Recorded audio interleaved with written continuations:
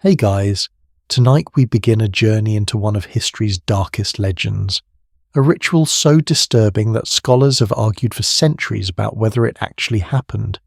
Picture this. It is your wedding night. You have just married the person you love, but before you can even touch your new spouse, a powerful lord walks into your chamber. He claims an ancient right, a right to take your bride first. This was called jus primae noctis, the rite of the first night, and for 2,000 years people believed that ancient Rome practiced this horrifying custom. But here is what will shock you. Almost everything you think you know about this ritual might be a lie.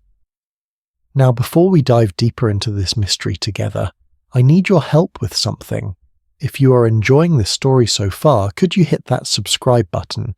And if you are feeling generous, leave a like on this video. I promise you, by the end of tonight, you will see history in a completely different light. Also, I am curious. Where are you watching this from right now? Are you tucked in bed in Texas? Maybe sipping tea in London? Drop a comment and let me know what time it is where you are. I love hearing from you. All right, now, dim those lights, get comfortable. Maybe turn on a fan for some gentle white noise, and let us step back in time together. So let me ask you something. Have you ever seen the movie Braveheart? You know, that epic film with Mel Gibson screaming about freedom? There is a scene in that movie that made audiences gasp in theatres back in 1995. An evil English king rides into a Scottish village, interrupts a wedding celebration, and announces he is claiming prima nocta, the right of the first night. As the groom is held back by soldiers, the king takes the terrified bride away. It is one of the most disturbing scenes in cinema, and millions of people walked out of that theatre believing this actually happened in history. But here is the thing. That scene is based on one of history's most persistent and controversial myths. A myth so powerful that it has appeared in everything from ancient epics written thousands of years ago to modern television shows like Game of Thrones. A myth so disturbing that it has been used by revolutionaries, philosophers, and feminist scholars to illustrate the depths of human cruelty and the abuse of power. The legend goes like this. Throughout ancient and medieval times, powerful lords, kings, and even Roman emperors supposedly held a legal right to sleep with any bride on her wedding night before her husband could touch her. Imagine that. You are a farmer, a blacksmith, a simple citizen. You have worked hard, saved money, and finally won the hand of the woman you love. Your wedding day arrives. There is music, dancing, celebration. But as night falls, a representative of your lord appears at your door, and you have no choice but to hand over your new wife to another man. For one night, she belongs to him, not to you. This is the legend of jus primae noctis. In Latin, that literally translates to the right of the first night. In French, it was called droit du seigneur, the right of the Lord. And according to popular belief, this practice stretched back all the way to ancient Rome, continued through the medieval period, and persisted in some places as late as the 20th century. Now, if you are feeling uncomfortable right now, good, you should be. Because this legend touches on some of the darkest aspects of human nature. The abuse of power, the exploitation of the vulnerable, the dehumanization of women, the humiliation of men who are powerless to protect their families. It is the kind of historical horror that makes us grateful we live in modern times. But what if I told you that this entire narrative, this legend that has haunted our collective imagination for centuries, what if it is not quite what it seems? See, here is where our story gets really interesting. Because when we dig into the actual historical evidence, when we look at what ancient Roman texts actually say, when we examine medieval legal documents and marriage records. Something strange happens. The story starts to fall apart. Or rather, it transforms into something far more complex and, in some ways, even more revealing about human nature than the simple horror story we've been told. Let me take you back to where this legend supposedly began. The earliest reference to anything resembling this custom appears in one of humanity's oldest stories, the Epic of Gilgamesh. This text was written around 1900 years before Christ. That is nearly 4,000 years ago. In this ancient Mesopotamian tale, the king Gilgamesh is described as someone who cohabits with the betrothed bride. He first, the husband afterwards. Now, Gilgamesh is presented in the epic as a tyrant, a cruel ruler who abuses his power. The people pray to the gods for relief from his oppression. This detail is important. Even in the oldest version of this story, this practice is presented as an example of tyranny, not as a normal or acceptable custom. Fast forward a few hundred years, we arrive at the writings of Herodotus, the ancient Greek historian who lived in the 5th century before Christ. Herodotus mentions a ruler in Libya who demanded that all virgins who wanted to marry had to meet with him first. If he liked them, he would, as the ancient text delicately puts it, deflower them before they could marry their chosen husbands. Again, notice something crucial here. Herodotus mentions this as something unusual, something noteworthy. He is not describing a widespread Roman custom. He is pointing out a specific tyrant in a distant land who did something shocking. If this were a normal practice, why would Herodotus even bother mentioning it? You do not write about things that everyone already does, but the legend grows. By medieval times, the story has evolved. European writers begin to claim that this rite existed throughout the Roman Empire and continued into their own era. Books are written, plays are performed, the legend becomes part of popular consciousness. Here is where it gets really interesting, though. In 1973, a historian named J.Q.C. Mackerel conducted extensive research into medieval legal documents. He searched through thousands of pages of laws, charters, and court records. His conclusion? He found no reliable evidence that jus primae noctis ever existed as an actual legal right or widespread practice. Let that sink in for a moment. No reliable evidence. None. Professor Tali Lahn from the Free University of Berlin went even further. In a study published in 1993, she examined every piece of medieval literature that mentions this custom. Her findings were striking. She wrote, and I am quoting here, "All medieval literature that evokes the custom of jus primae noctis has been proven to be folkloristic and has no historical basis." Folkloristic. That is the key word. It means these were stories, legends, tales passed down and embellished over time, not actual documented practices. But wait, if this never really happened, why does the legend exist? Why has it persisted for thousands of years? Why do we find references to it in so many different cultures and time periods? This is where our investigation transforms from a simple quest for historical truth into something deeper.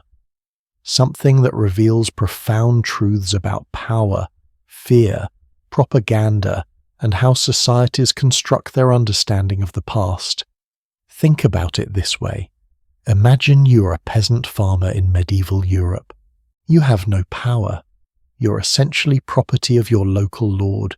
You work his land, you pay him taxes, you serve in his army when called. Your entire life is controlled by someone who has absolute authority over you. Now imagine that same lord also claims the right to take your wife on your wedding night. What does that do psychologically? It is the ultimate expression of dominance. It says, you own nothing, not your labour, not your land, not even your most intimate relationships. But here is the twist. What if that lord never actually exercised that right? What if the mere threat of it, the symbolic possibility of it, was enough? What if simply claiming the right, even without acting on it, was a way to remind you of your place in the social hierarchy? This is what many historians now believe actually happened. Not widespread sexual abuse of brides, but symbolic rituals designed to humiliate and assert dominance. For example, there are documented cases of lords in medieval Switzerland requiring peasants to pay a fee on their wedding night, essentially buying their way out of this supposed right. The lord never intended to actually claim the bride. The point was to extract money and assert power. In other cases, lords would perform symbolic acts. They might place a leg on the marriage bed, fully clothed, as the bride entered the chamber. Or they might demand a ceremonial kiss. These were not sexual acts. They were power displays, humiliating reminders of who held control. Now, does that make it okay? Absolutely not. Humiliation is its own form of violence. Economic exploitation is real harm. But it is different from the horror story we've been told, and that difference matters, because here is what really happened in ancient Rome, and I promise you, the truth is just as fascinating as the myth, maybe even more so. Roman weddings were elaborate affairs filled with rituals that seem bizarre to our modern eyes. Some of these rituals were beautiful, some were superstitious, and yes, some were disturbing in their own ways. But they were not what you think. When a Roman girl got married, usually around the age of 14 or 15, sometimes even younger at 12, which, yes, is deeply troubling to us now, she underwent a series of rituals designed to transition her from one household to another, from the protection of her father's gods to the protection of her husband's gods. The night before her wedding, she would give away her childhood toys. She would dedicate her bulla, a special locket given to her at birth, to the household gods. This was her way of saying goodbye to childhood. On the morning of the wedding, she would bathe in special water. Her hair would be styled in an elaborate arrangement of 6 braids, exactly like the hairstyle worn by the Vestal Virgins, those sacred priestesses who tended Rome's eternal flame. And here is one of the strangest details. When a Roman bride's hair was parted to create those braids, it was done with the point of a spear, not a comb, not a hairpin, a spear. Specifically, a spear taken from a fallen gladiator, if possible. The ancient writer Plutarch, writing in the 1st century, asked, "Why do they part the hair of brides with the point of a spear?" Even the Romans themselves were not entirely sure why they did this. Some believed it was a symbol of conquest, echoing the legendary rape of the Sabine women when Rome's founders supposedly kidnapped women from neighbouring tribes to populate their new city. Others thought it invoked the protection of Mars, the god of war, to ensure the bride would bear strong children, particularly sons who would become soldiers. Think about the symbolism here. On what should be a day of love and joy, you are literally using a weapon associated with violence and death to prepare the bride. What does that tell us about how Roman society viewed marriage, about how they understood the relationship between men and women? The bride would then dress in a special white tunic, tied at the waist with a belt featuring what was called the knot of Herculeus. This knot was incredibly complex, deliberately difficult to untie, and only the husband was allowed to untie it on the wedding night.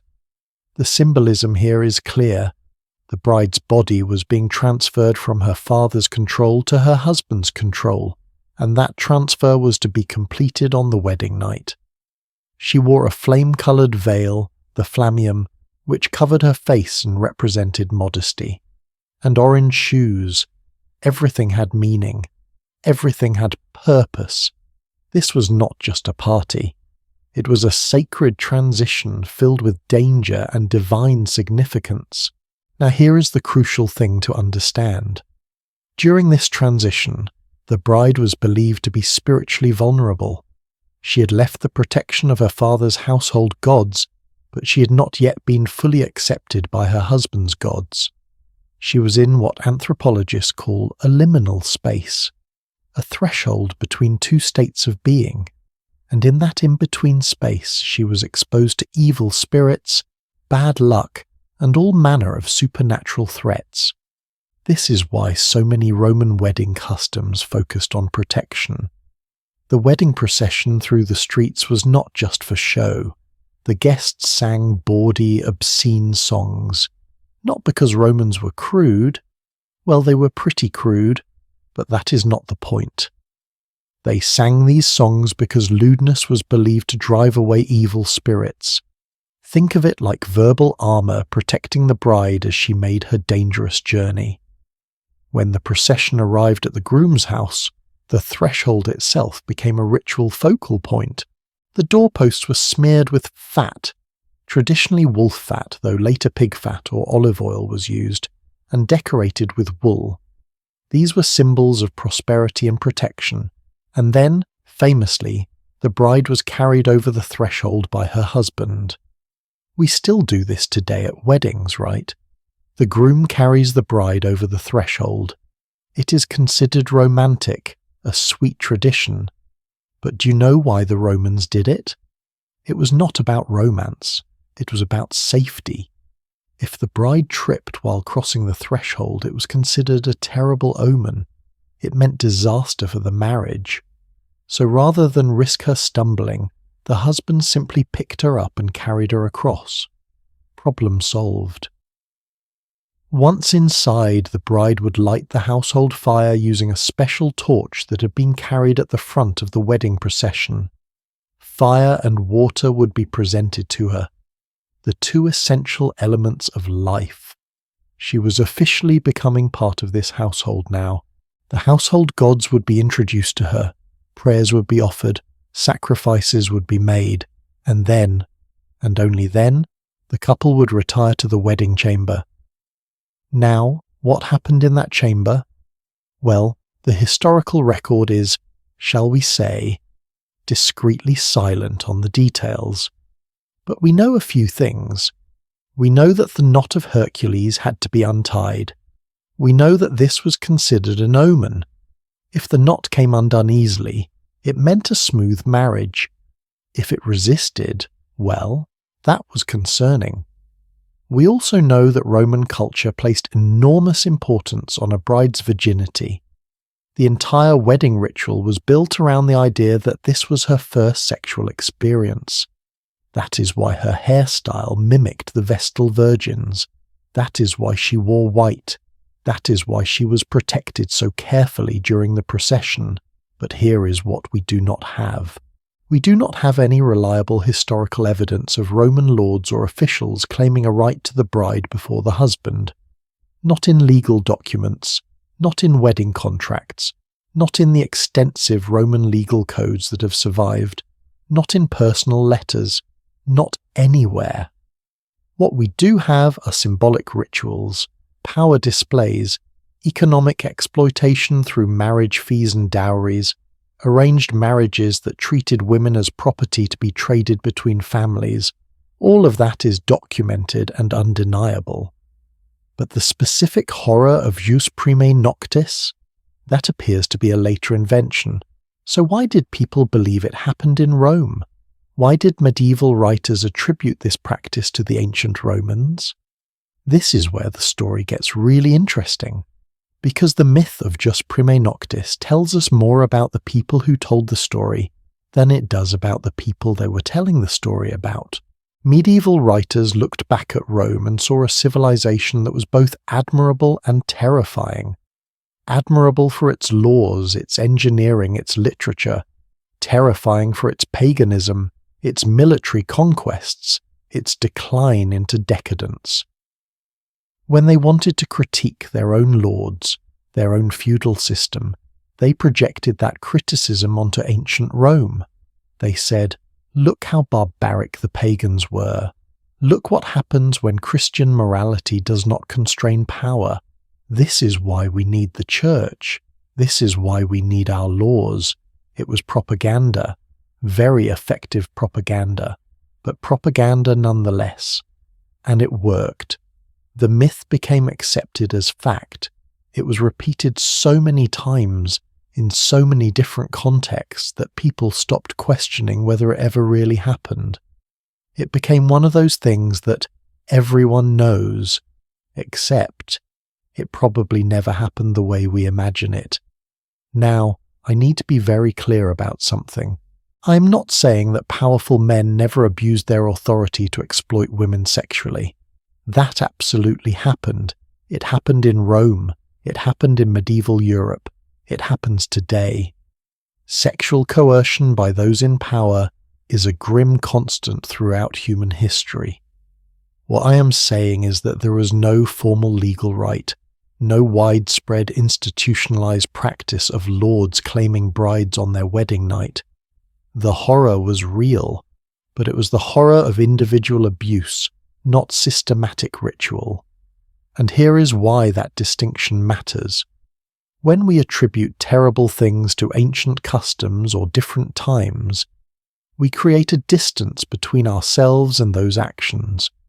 We tell ourselves, well, that was normal back then. Society was barbaric. We are more enlightened now. But individual abuse of power, that is not something we can blame on the times. That is human nature. That is the same thing that happens when a boss harasses an employee, when a coach exploits an athlete, when anyone with authority uses that authority to coerce someone vulnerable. That is not ancient history. That is right now.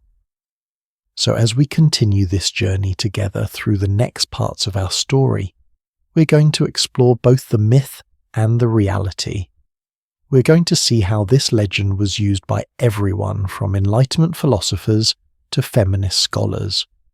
We're going to discover what Roman wedding nights were actually like, with all their strange rituals and symbolic meanings. We're going to find out whether anything resembling Jus Primi Noctis ever happened anywhere, and if so, where and why. But most importantly, we're going to understand what this myth reveals about power, control, fear, and how societies use stories about the past to shape their understanding of the present. Because here is the beautiful and terrible truth about history. It is not just about what happened. It is about what we believe happened.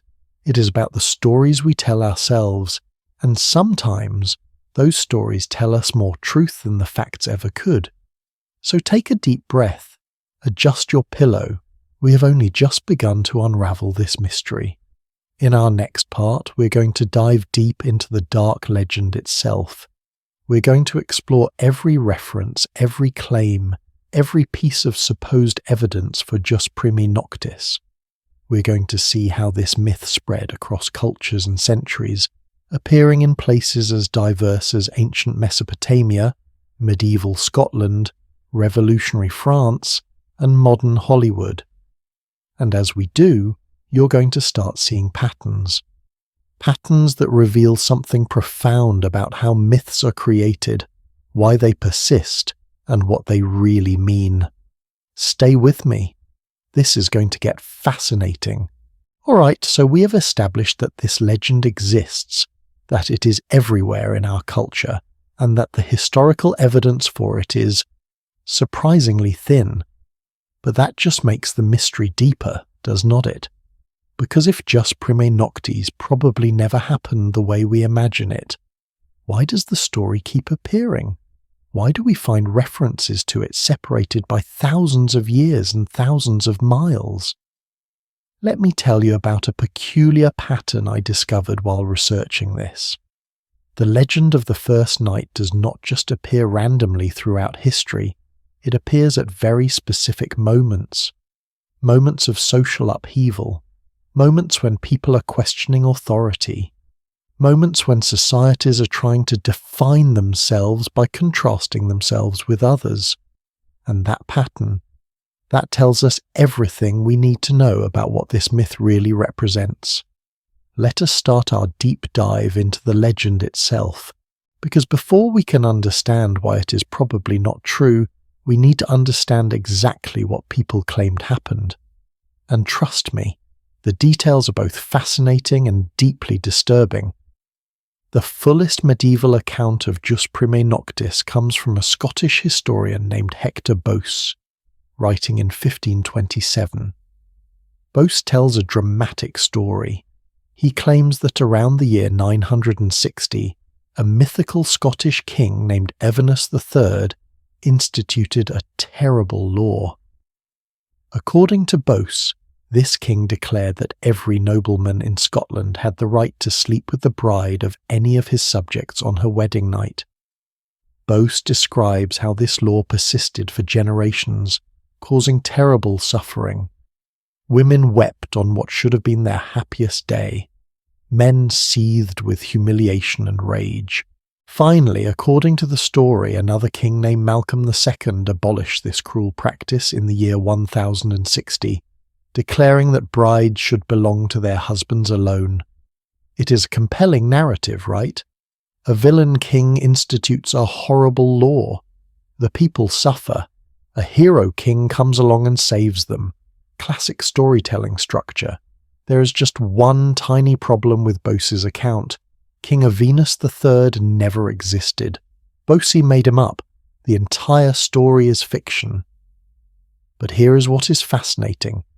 Bose wrote this 500 years after these events supposedly happened. He had no primary sources, no documents, no evidence. He just invented it. And yet, his account became the foundation for almost every later reference to prima nocta in Scotland. Writers for the next 3 centuries cited Bose as their source, never questioning whether his made-up king actually existed. Now, you might be thinking, okay, so one writer made something up. That happens, but why did everyone believe him? Why did this fictional account spread like wildfire? The answer is that Bose was writing during the Protestant Reformation, a time of massive religious and political upheaval in Scotland. He was trying to create a sense of Scottish national identity separate from England and separate from the Catholic Church. By inventing ancient Scottish kings and attributing both cruelties and reforms to them, he was saying, we have our own history, we have our own struggles, we have overcome our own darkness. The myth served a purpose. It gave people a story about their past that helped them make sense of their present. Now, let us jump forward 250 years to 1762. We are in France now, in the intellectual hotbed of the Enlightenment. And here we meet one of history's most famous philosophers, Voltaire. François-Marie Arouet, known to the world as Voltaire, writes a play called The Right of the Lord, or in French, Le Droit du Seigneur. In Voltaire's play, a noble lord attempts to claim his right to a peasant bride on her wedding night, but the bride's clever husband-to-be outsmarts him, defending his marriage and exposing the lord's tyranny. The play is a comedy, but it has a serious political message. Voltaire is using the legend of prima nocta to critique the aristocracy of his own time, and this is crucial. Voltaire was not a historian. He did not consult ancient documents or conduct archival research. He was a philosopher and a political activist using a powerful myth to make a point. The point was this: unchecked power corrupts. When one person has absolute authority over another, abuse becomes inevitable. The feudal system, where peasants were essentially property of their lords, was fundamentally unjust. Did Voltaire believe prima nocta actually happened? Maybe, maybe not. But for his purposes, it did not really matter. The story was true in a deeper sense. It was true about the nature of power. It was true about the relationship between the powerful and the powerless. Whether it literally happened was almost beside the point. And you know what? Voltaire's play was a sensation. It was performed across Europe. It shaped how an entire generation thought about feudalism, about aristocratic privilege, about the rights of common people. In fact, some historians argue that myths like this, spread by Enlightenment thinkers, helped lay the intellectual groundwork for the French Revolution 27 years later. Think about that for a second. A myth, possibly untrue, used as political propaganda, helped inspire one of the most significant revolutions in human history. Stories have power. Even false stories, maybe especially false stories, because they can be shaped to serve whatever purpose the storyteller needs. But wait, it gets even more interesting. Because the legend does not just appear in Scotland and France, it pops up in cultures all over the world. Remember that reference in Herodotus about the Libyan ruler? Well, Herodotus also tells another story about the Etruscans, an ancient civilization in what is now Italy, before Rome became dominant. According to Herodotus, in 280 years before Christ, the plebeians, the common people of an Etruscan city called Volsini, rose up in revolt against their aristocratic rulers, and one of their acts of revenge was to subject the daughters of the aristocracy to exactly what had been done to their own daughters. They instituted, according to Herodotus, a right of the first night over the nobleman's daughters. Now this is really interesting, right?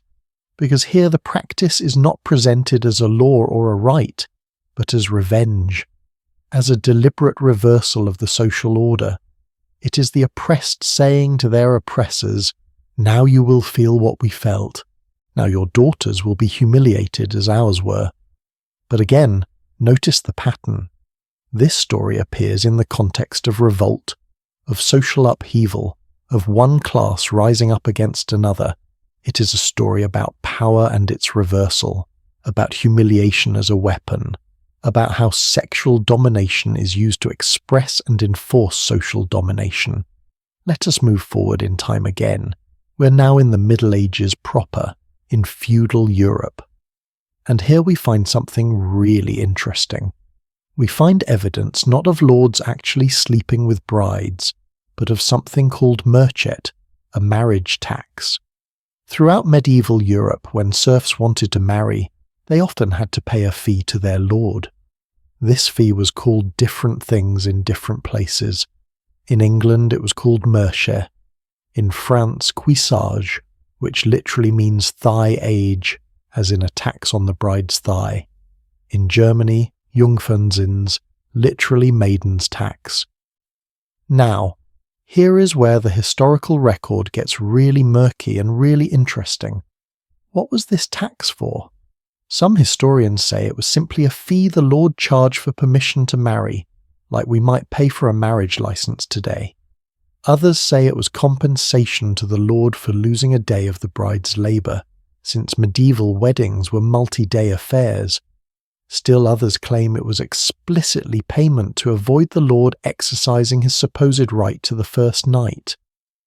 A charter from 1543 in a Swiss village outside Zurich states, and I am translating here, "When the wedding starts, the bridegroom shall allow the sergeant to lie with his bride for the first night, or he shall buy her off with 5 pounds and 4 pennies.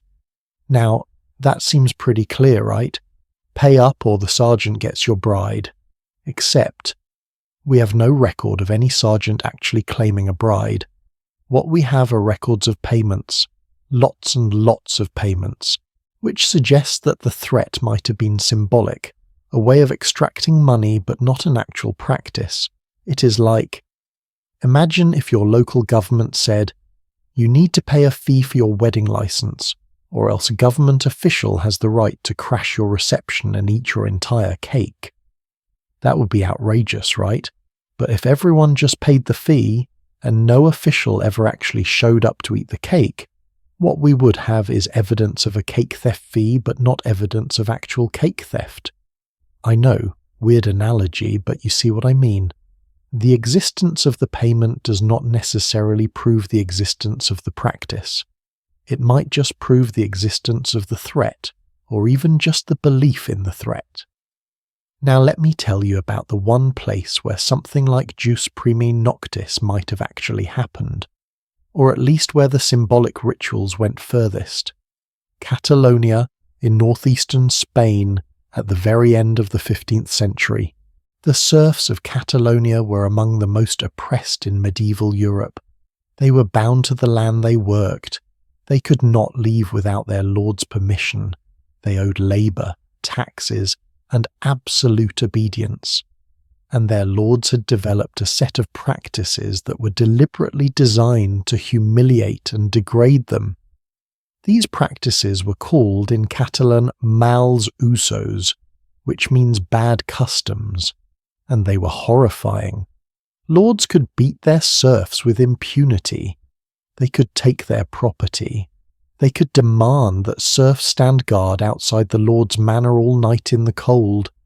And yes, according to some accounts, lords claimed sexual privileges over serf women. But notice something. Even in Catalonia, the most extreme case we can find, the practice was not called a legal rite. It was called a bad custom, an abuse, and the serfs eventually had enough. In 1462 they rose up in what became known as the Revolt of the Remences, after the Catalan word for the most oppressed class of serfs. The revolt was brutal. It lasted for decades, off and on, but ultimately the serfs won. In 1486, King Ferdinand II of Aragon, who would later marry Isabella of Castile and sponsor Christopher Columbus's voyage to the Americas, issued a decree called the Sentencia Arbitral de Guadalupe. This decree abolished the males usos. It freed the serfs from their most degrading obligations, and crucially, it specifically mentioned sexual exploitation as one of the abuses being ended.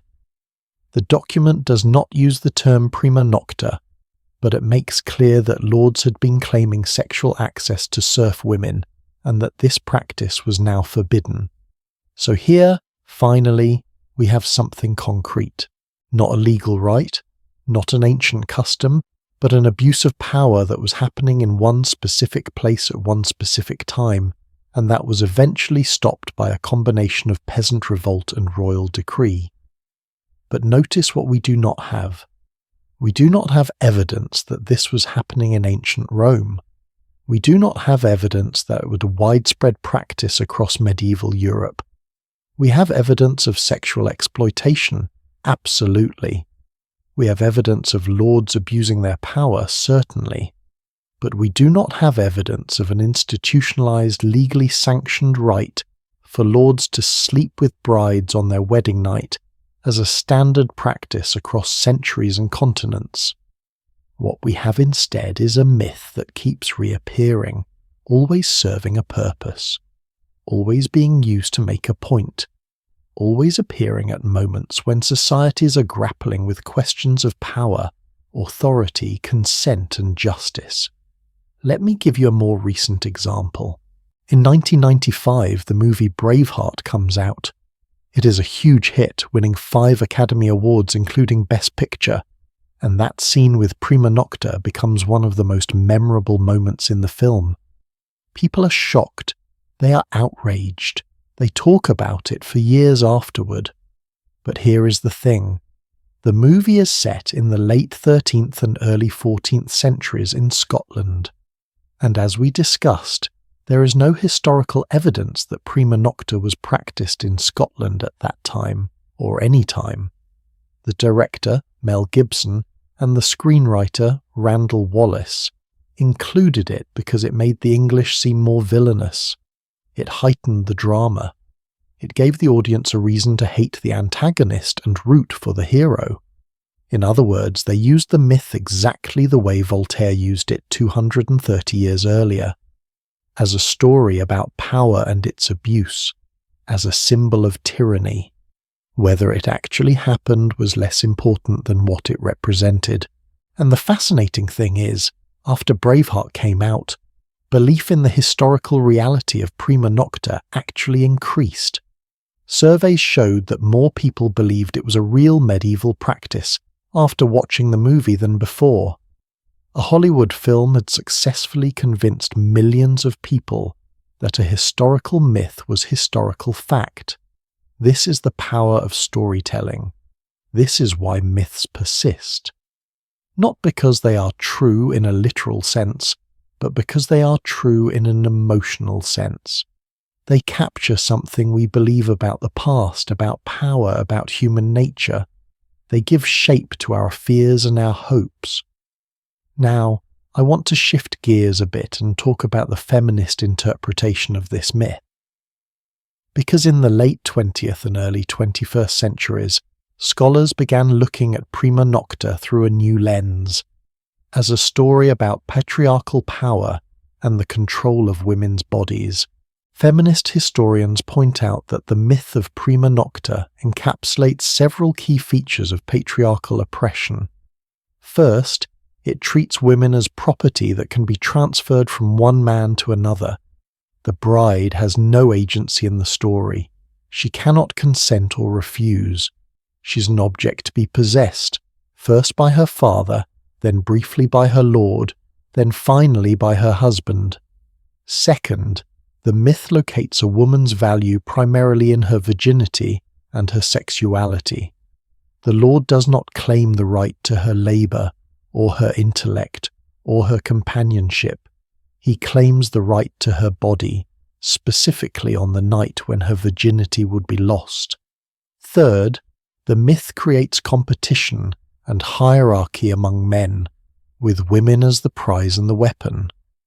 The lord asserts dominance over the groom by taking what should be the groom's. The groom's masculinity is undermined by his inability to protect his woman. The entire dynamic reinforces male power structures, while simultaneously reducing women to objects in male power struggles. These scholars argue that whether or not prima nocta literally happened is almost beside the point. The myth itself reveals how societies thought about women, marriage, power, and sexuality. The fact that people believed this was possible, that they could imagine it as a legal right, tells us something important about gender relations in medieval and early modern Europe, and you know what? They have a point.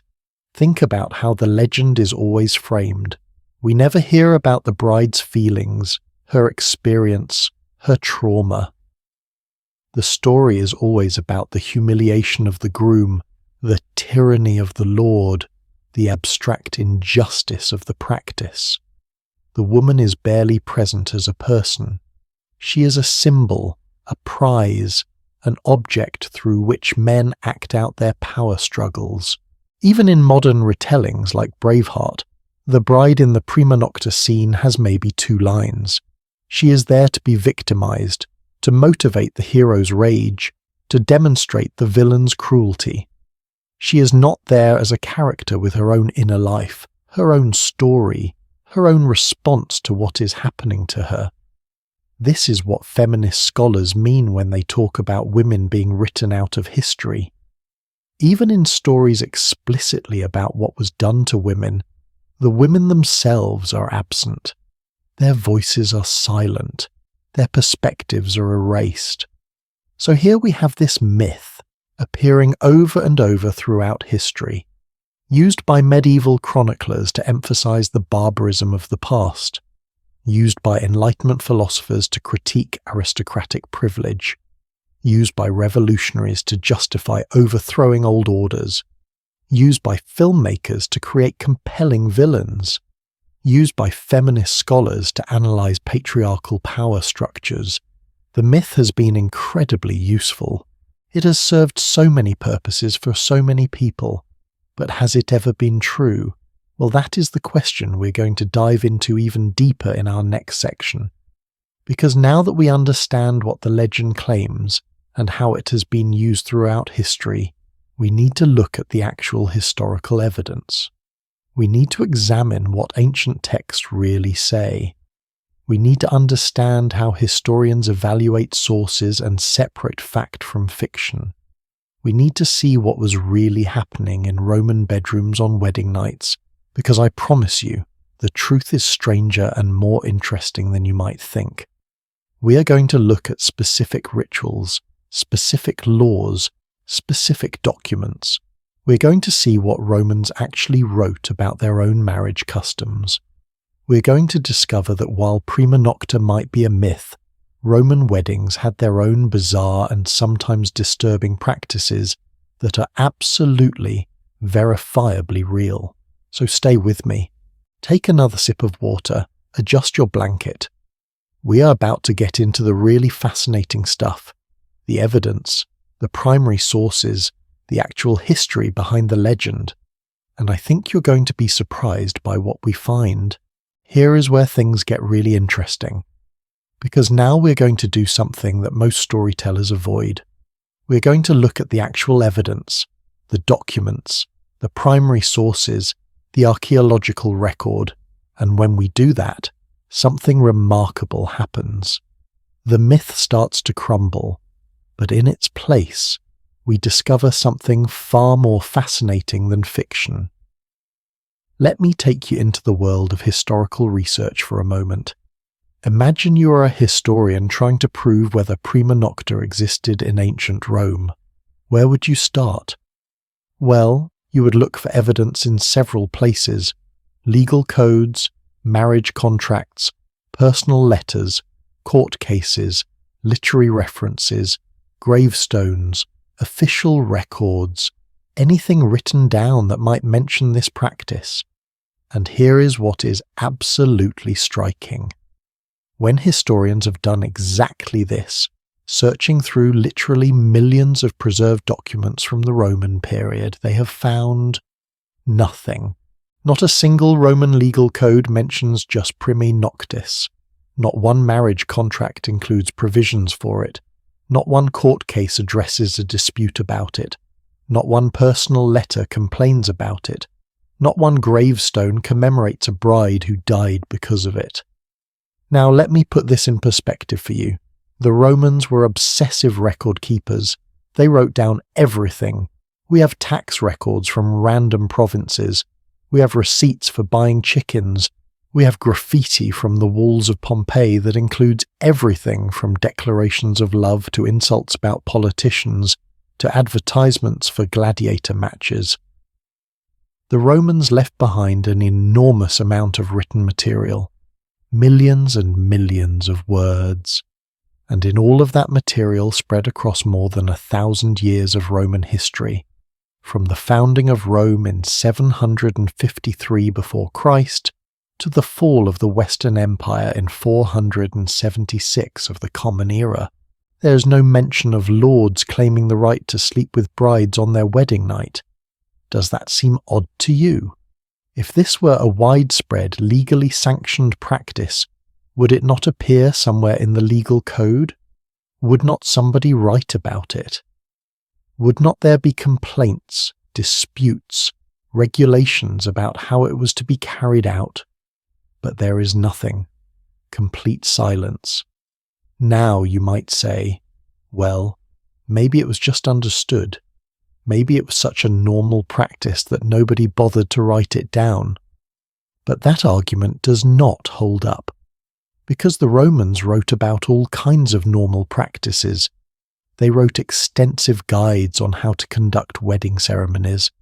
They wrote about what brides should wear, what songs should be sung, what prayers should be offered, what rituals should be performed.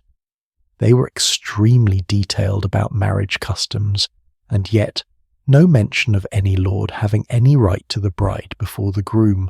None. Let me give you a specific example. There was a Roman writer named Trebellius Pollio who lived in the 4th century of the Common Era. He wrote about the various emperors and their behaviours, including their sexual behaviours. And trust me, some of those emperors did some truly disturbing things. Pollio does not shy away from describing their crimes and perversions. He tells us about Emperor Elagabalus, who allegedly married 5 women and divorced 4 of them, and engaged in all kinds of scandalous behaviour. He tells us about emperors who kept harems, who assaulted both women and men, who abused their power in every conceivable way. But nowhere does Pollio mention any emperor claiming a right to sleep with the brides of his subjects. If such a practice existed, if it were a recognized imperial privilege, would not this writer, who is cataloguing all the sexual misconduct of the emperors, have mentioned it? The silence is deafening. Now let me tell you about something really fascinating. There is a collection of ancient Jewish texts called the Talmud. The Talmud contains discussions of Jewish law and custom, and it includes sections about marriage. And in the Jerusalem Talmud, there is a passage that mentions something that sounds a lot like prima nocta. The passage talks about Roman soldiers during the time of the Bar Kokhba revolt, which happened in the 2nd century of the Common Era, in what is now Israel. It says that Roman soldiers were raping Jewish women, and specifically that they decreed a soldier would have intercourse with a bride first, before her husband. Now this sounds like evidence for a prima nocta, right? Except, read it carefully. This is not describing a legal right. This is describing a war crime. This is describing what conquering soldiers did to humiliate and terrorize a conquered population. This is rape as a weapon of war, not a marriage custom. And actually, this distinction is crucial, because one of the things that muddles our understanding of prima nocta is that we conflate several different things. We mix up legal rights with symbolic rituals, and we mix up both of those with simple sexual violence. Throughout history, absolutely, powerful men have used their power to coerce women into sex. That is an ugly, undeniable fact. Soldiers rape during warfare, masters rape enslaved people, employers coerce employees. This happened in Rome. It happened in medieval Europe. It happens today. Sexual violence by those in power is a constant throughout human history. But that is different from saying there was a specific, institutionalized legal right for lords to sleep with brides on their wedding night. Do you see the distinction? One is individual criminal abuse of power.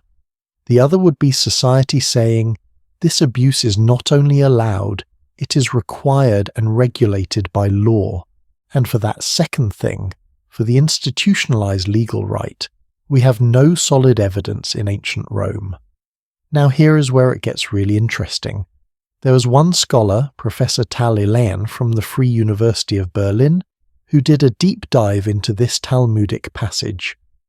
She published a paper in 1993 with the wonderful title, Premarital Cohabitation in Ancient Judea, and her conclusion was fascinating.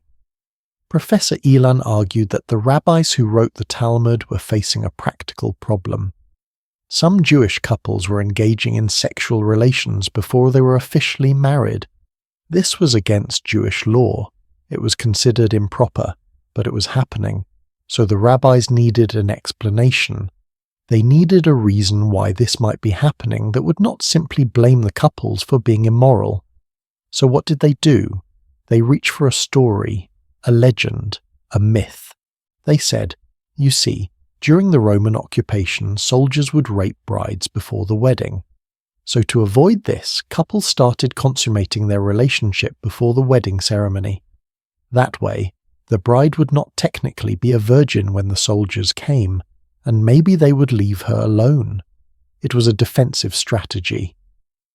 But according to Professor Ilan, this entire explanation was invented centuries after the fact. The Talmud was written down in the 4th and 5th centuries of the Common Era, describing events from the 2nd century. That is a gap of 200 to 300 years, and during that gap, the story got shaped and reshaped to serve the purpose the rabbis needed it to serve. Professor Ilan writes, and I am quoting here, "The Jew Primae Noctis was conveniently drawn in order to explain and justify a custom that seemed to the rabbis to undermine their view of proper conduct in Jewish society. In other words, the myth was useful. It explained a behavior that needed explaining. It gave the couples an excuse, It shifted blame from the individuals to the occupying power, and so the myth was repeated and became part of the historical record, even though the actual practice it described probably never happened as a systematic custom. This is how myths work, you see. They fill in gaps in our understanding. They provide explanations for things that confuse us. They give shape to our fears and anxieties, and once they are written down, once they become part of the historical record, future generations read them and assume they must be true. After all, it is written in an ancient text. It must be historical fact, except it is not. It is a story that served a purpose for the people who told it. Now let me tell you about another piece of evidence that historians often look at. In the medieval period, there were things called penitential manuals. These were guidebooks for priests hearing confession. They listed various sins and the appropriate penance for each one. And these manuals are incredibly detailed. They cover every imaginable form of sexual behavior, including many that I cannot describe in detail here because this is a family-friendly channel. Historians have gone through these penitential manuals looking for any mention of lords exercising rights over brides. And what did they find? Nothing. Not one manual mentions it. Not one priest seems to have heard a confession about it. Not one penance is prescribed for it. Now, if this were a common practice, would not somebody be confessing to it? Would not priests be dealing with the spiritual consequences of it? The Catholic Church in medieval times was obsessed with sexual morality. They had opinions about every possible sexual act. They wrote extensively about what was permitted, what was forbidden, what required penance. And yet, on this particular supposed custom, complete silence. There is one scholar I want to tell you about who has done more than anyone to research this topic. His name is Jörg Wettlaufer, and he is a German historian who published a comprehensive study in 2000 called The Jus Primae Noctis as a Male Power Display, a review of historic sources and attempts to explain the phenomenon. Wettlaufer spent years going through medieval documents. He looked at charters, legal codes, marriage contracts, court records, literary sources, everything he could find. And his conclusion, he writes, "Actual intercourse in the exercise of the alleged rite is difficult to prove, and there is no hard evidence to suggest that it ever actually happened. But here is what is fascinating about Wettlaufer's research. He did find evidence of symbolic rituals, things that reference the idea of prima nocta without actually involving sex. For example, in some German villages, the lord had the right to sit on the marriage bed fully clothed while the bride was getting ready. In some French villages, the lord would place his leg, bare but not his whole body, on the bride's bed. In some Swiss villages, as we mentioned earlier, a payment was required. These were humiliating rituals designed to assert the lord's dominance. They said, "I have power over you. I own you to such a degree that I can intrude on your most intimate moment." But they were symbolic. They were gestures. They were power displays, not sexual acts. Now, why would lords do this? Why create these elaborate symbolic rituals referencing a practice that maybe never actually existed? This is where the psychology gets interesting. In feudal society, social hierarchies had to be constantly reinforced. It was not enough for peasants to know that the lord was more powerful. That power had to be demonstrated, displayed, performed. Rituals of dominance were essential to maintaining the social order. And what better way to demonstrate absolute power than to intrude on the wedding night? Marriage was the most important transition in a person's life. It was intimate, sacred, personal. By claiming some right or privilege related to that moment, even just a symbolic right, the Lord was saying, "Nothing is beyond my reach. Nothing is too sacred for me to touch." You're completely subject to my will. It was psychological warfare. It kept people in their place without the Lord having to actually do anything that would create massive social disruption or risk violent resistance. Because think about it. If lords actually were systematically raping peasant brides, what would happen? You would have constant revolts. You would have lords being murdered by angry grooms and fathers. You would have social chaos. The feudal system, for all its injustices, could not function if those at the bottom were constantly in a state of violent outrage. But symbolic humiliation, a ritual that asserts dominance without actual violence, that is sustainable. That is something people might accept as the price of living under feudal rule. They would hate it, they would resent it, but they might not risk their lives fighting it. And here is another crucial point. When peasants did revolt, when they rose up against their lords, what did they demand? We have records of peasant demands from various revolts throughout medieval Europe, and they demanded many things: lower taxes, freedom to move, freedom to marry without permission, an end to arbitrary punishments, better treatment. But interestingly, demands to end prima nocta are not prominent in these lists.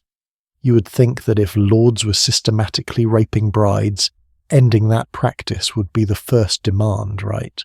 But it is not, which suggests that either it was not happening, or it was being expressed through these symbolic rituals that, while humiliating, were not the most pressing concern compared to crushing taxes and brutal working conditions.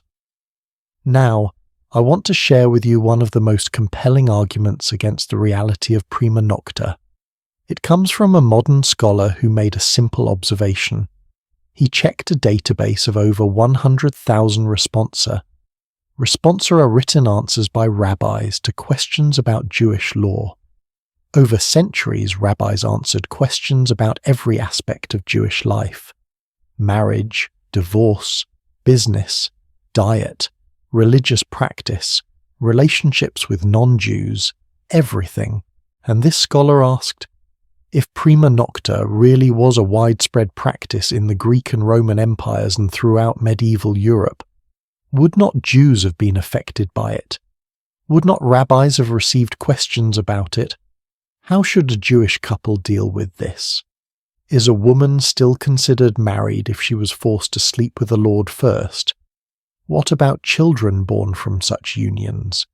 These would be serious religious questions requiring authoritative answers, but in 100,000 responsa spanning more than 1,000 years, there is not a single question or answer about prima nocta. Not one.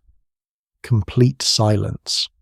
This is what historians call an argument from absence, the dog that does not bark. If something major is happening, we would expect to see evidence of people dealing with it, discussing it, asking questions about it. The absence of such evidence is itself evidence that the thing probably was not happening. Now, does all of this mean that no lord ever sexually coerced or assaulted a peasant woman? Absolutely not. That certainly happened. Power has always been abused. The vulnerable have always been exploited. What we are saying is that there was not a systematic, institutionalized, legally recognized right for lords to sleep with brides on their wedding night. The reality was probably more like this. Sexual assault by those in power was common but illegal. It was a crime, but a crime that the powerful could often get away with because they controlled the legal system. Some lords were worse than others. Some regions had more protections for women than others. Some time periods were better or worse. But there was no universal law or custom of prima nocta. And you know what? In a weird way, that is actually more disturbing. Because if it were a law, you could point to the law and say, this is wrong, this needs to be changed. But when it is just individual men abusing their power, it is harder to fight. There is no law to repeal, there is just human nature, and that is much harder to change. So where does this leave us? We have a myth that appears throughout history that serves many purposes that people have believed in for centuries. But when we look for hard evidence, we come up empty. We find symbolic rituals, yes. We find payments and fees, yes. We find sexual abuse by powerful men, absolutely. But we do not find prima nocta as a systematic, legally sanctioned practice. And this brings us to a profound question. If the Romans did not have prima nocta, what did they have? What really happened on Roman wedding nights? What were the actual customs, rituals, and practices that brides and grooms experienced? Because I can tell you right now, the truth is fascinating. It involves spears and veils and threshold rituals and knots that only husbands could untie, and protective songs and evil spirits and household gods. The Romans had elaborate, bizarre, sometimes unsettling wedding customs. They just were not the ones the myth claimed. In our next section, we're going to explore what Roman wedding nights were actually like. We're going to see the real rituals, backed up by actual Roman sources. We're going to understand what brides were thinking and feeling as they prepared for their wedding night. We're going to see how Romans understood virginity, sexuality, marriage, and power. And I promise you, reality is stranger than legend. Imagine yourself as a young Roman bride, maybe 14 or 15 years old. It is the night before your wedding, and you cannot sleep. Tomorrow, your entire life changes. You will leave the only home you've ever known. You will leave your family, your childhood, even your gods. And you will enter a new household, with new gods, new rules, and a husband you might barely know. What would be going through your mind? This is where we need to start if we want to understand what Roman wedding nights were really about. Because the actual rituals, the documented practices, reveal something far more complex than any myth about lords claiming rights. They reveal a society deeply concerned with protection, transition, and the spiritual dangers of crossing from one state of being to another. Let me paint you a picture of what a real Roman wedding preparation looked like. We know these details because Roman writers documented them obsessively. Plutarch wrote about them, Ovid wrote about them. Even the poet Catullus wrote wedding songs that describe these rituals, so we're not guessing here. We have actual sources written by people who witnessed these ceremonies. The night before the wedding, our young bride would perform a ritual that was both beautiful and heartbreaking. She would gather up all of her childhood toys, her dolls, her games, the little things she had played with as a girl, and she would dedicate them to the household gods, the lares. This was her way of saying goodbye to childhood. Tomorrow she would be a woman, a wife, eventually a mother. The girl she had been would cease to exist. Can you imagine how emotional that moment must have been? Holding a doll you had loved since you were 5 years old, knowing you would never play with it again. It was not just symbolic, it was final. Marriage was permanent in Rome. Divorce existed, yes, but it was complicated and carried social stigma. For most people, marriage was for life, so this goodbye to childhood was truly goodbye. That night she would sleep in a special garment called the tunica recta. This was a pure white woolen tunic that she had woven herself.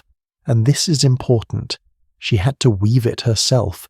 It was a demonstration of her domestic skills, proof that she could manage a household, that she was ready to be a Roman wife.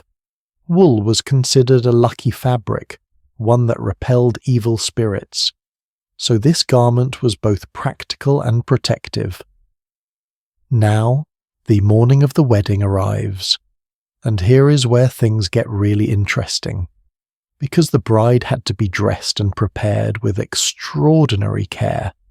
Every single element of her outfit had spiritual significance. Every detail mattered. One wrong step could doom the entire marriage. First, her hair. Remember we mentioned earlier that Roman brides wore their hair in 6 braids, styled like the Vestal Virgins? Well, let me tell you more about that ritual. The hairstyle was called the seni crines, which literally means 6 locks. The number 6 was sacred. It represented fertility and the phases of life, and the style itself was associated with purity and virginity because the Vestal Virgins, the priestesses who tended Rome's eternal flame, wore their hair the same way. But here is the disturbing part we touched on before. The hair was not parted with a comb.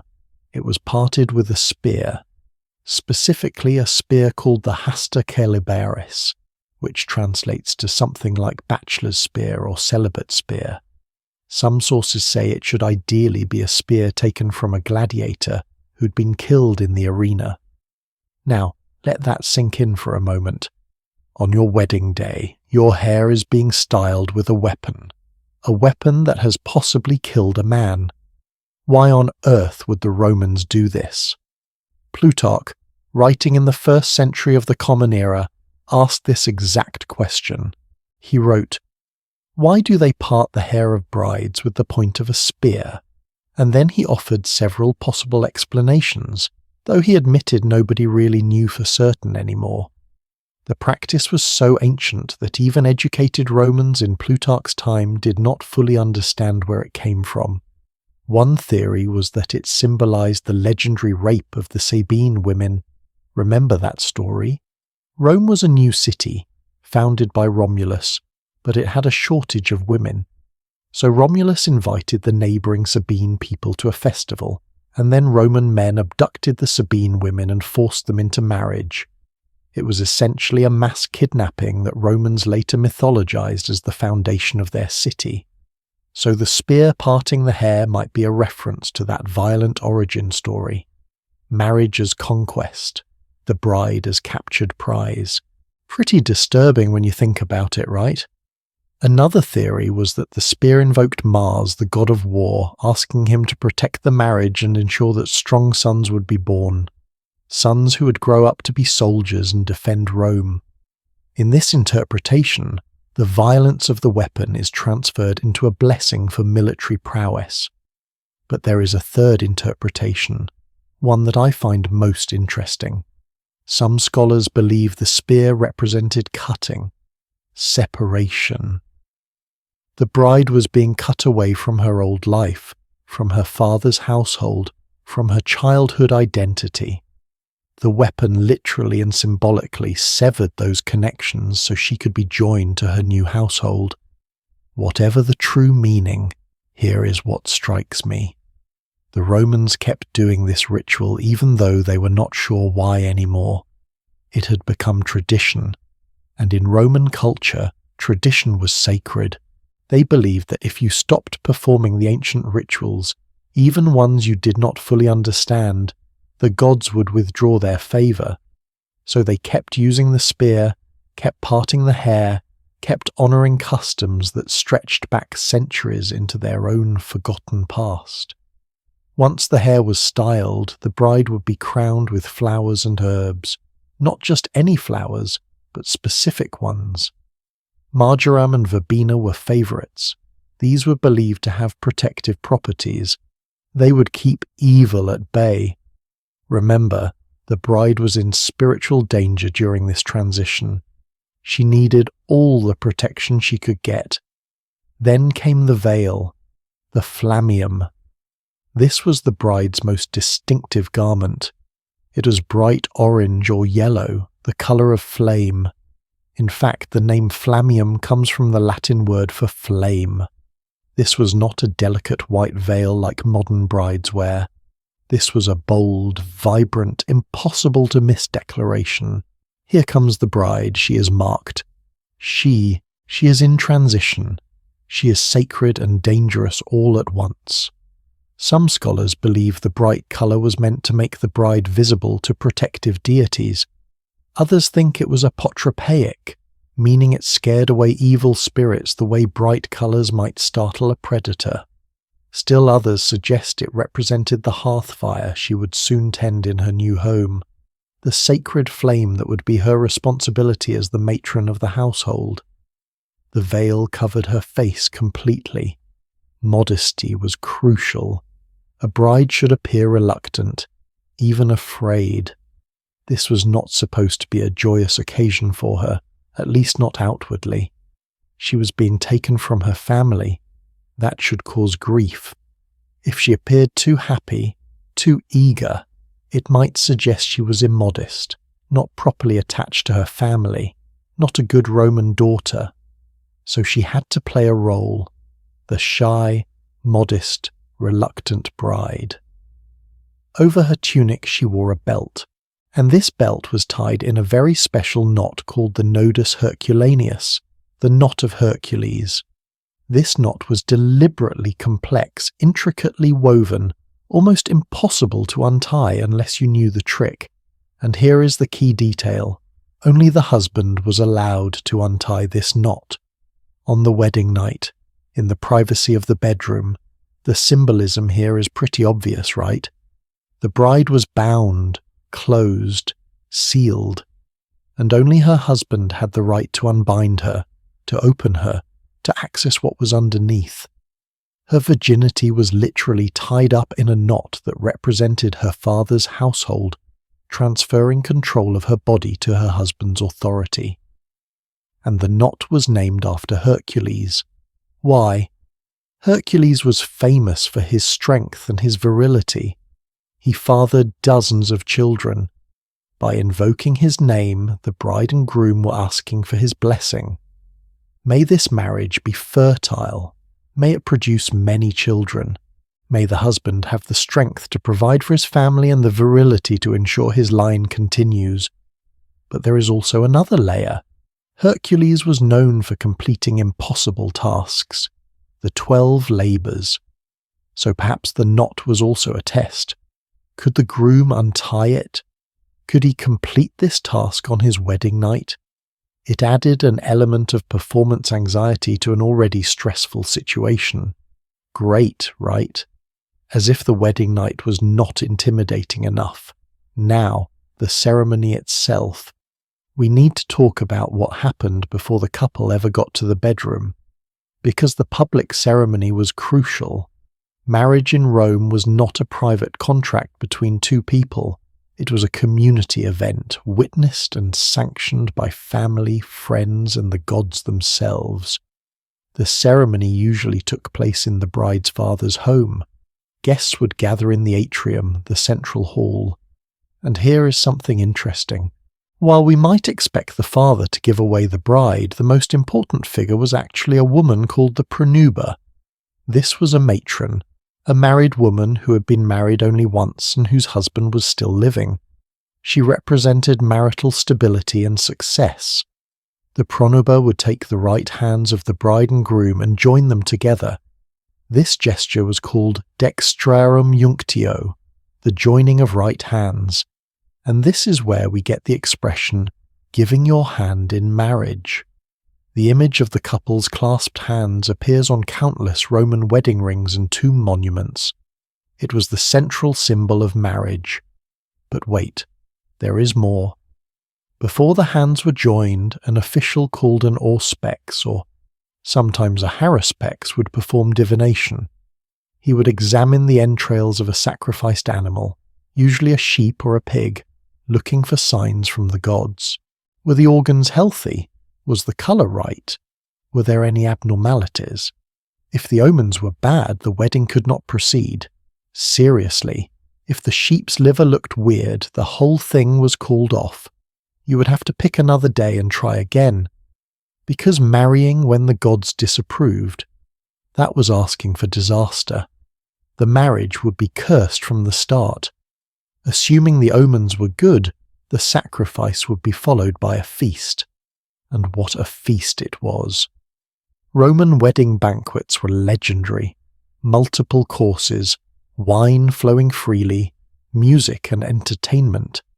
This would go on for hours, sometimes lasting until evening. And throughout the feast there would be speeches, toasts, songs. The community was celebrating but also witnessing.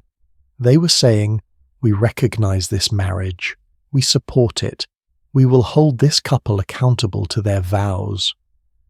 And then, as night fell, came the most dramatic part of the entire ceremony. The deductio, the procession to the groom's house. This was not a quiet walk. This was a parade, a spectacle, a public performance of transition. The bride would be ceremonially torn away from her mother's arms. She would not go willingly. She would cling to her mother. She would cry. This was all part of the ritual. It symbolized her reluctance to leave her childhood home, her love for her family, her modesty and virtue.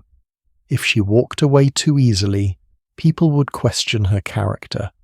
So she would be pulled away, sometimes quite forcibly, and then the procession would begin. First came attendants carrying a distaff and spindle, symbols of the domestic work the bride would perform in her new household. Then came musicians playing flutes and other instruments. The music was loud, joyful, meant to be heard throughout the neighborhood. Then came the bride herself, walking in the center of the procession, flanked by two boys whose parents were both still living. Why boys with living parents? Because they represented good fortune and long life. If your parents were both alive, you were blessed. Having these boys escort the bride was meant to transfer some of that blessing to her. Behind the bride came a third boy carrying a torch. This was the nuptial torch, made from hawthorn twigs bound tightly together. It had been lit from the bride's family hearth, capturing the sacred fire of her childhood home. This torch was incredibly important. It represented the continuity of the sacred flame, the unbroken chain of family and household from one generation to the next. And all along the route the guests would sing, but not sweet romantic songs. Oh no, they sang what were called fescennine verses. These were bawdy, obscene, often hilariously crude songs. They mocked the groom. They made sexual jokes. They said things that would make you blush. Why? For protection. Remember what I said earlier? Lewdness drove away evil spirits. The worse the jokes, the better the protection. So everyone would sing these outrageous songs and people would laugh, and the bride would be mortified behind her veil, but she was safer for it. The evil forces that lurked in the dark, waiting to curse the marriage, would be repelled by the sheer vulgarity of it all. The guests would also throw nuts, walnuts specifically. They would scatter them in the bride's path and children would scramble to collect them. This custom has several possible meanings. Nuts represented fertility, obviously. But throwing them away also symbolized the groom giving up childish things, just as the bride had given up her toys. He was leaving behind the pleasures of youth to take on the responsibilities of marriage. Finally, the procession would reach the groom's house, and here, at the threshold, came one of the most important moments of the entire ceremony. The threshold itself was sacred. It was guarded by the god Janus, the two-faced god of doorways and transitions. Crossing a threshold was always spiritually significant in Roman belief. But crossing the threshold on your wedding night, that was the moment of ultimate transformation. The doorposts would be decorated. They would be smeared with fat, traditionally wolf fat, though later pig fat or olive oil became common, and they would be wrapped with woolen bands. Why? Fat represented prosperity. Wool represented protection and domestic virtue. The door was being blessed, prepared to receive its new mistress. The bride would pause at the threshold. And here is where we get another tradition that survives to this day. She would recite a formal declaration. She would say, "Ubi tu Gaius, ego Gaia." This translates to, "Where you are Gaius, I am Gaia." Gaius and Gaia were generic Roman names, like saying John and Jane. So she was essentially saying, "Where you are husband, I am wife. Where you are master of the house, I am mistress. Your home is now my home. Your family is now my family. This was her consent, her acceptance, her formal declaration that she was entering this marriage willingly and taking on its obligations. Without this statement, the marriage was not complete. So in a way, despite all the symbolism of capture and conquest, despite the ritual of being torn from her mother's arms, the bride had to give her own voice to the marriage. She had to claim her place in the household, and then, finally, the groom would pick her up and carry her over the threshold, not because it was romantic, as we discussed before, but because it was safer. A stumbling bride meant a doomed marriage.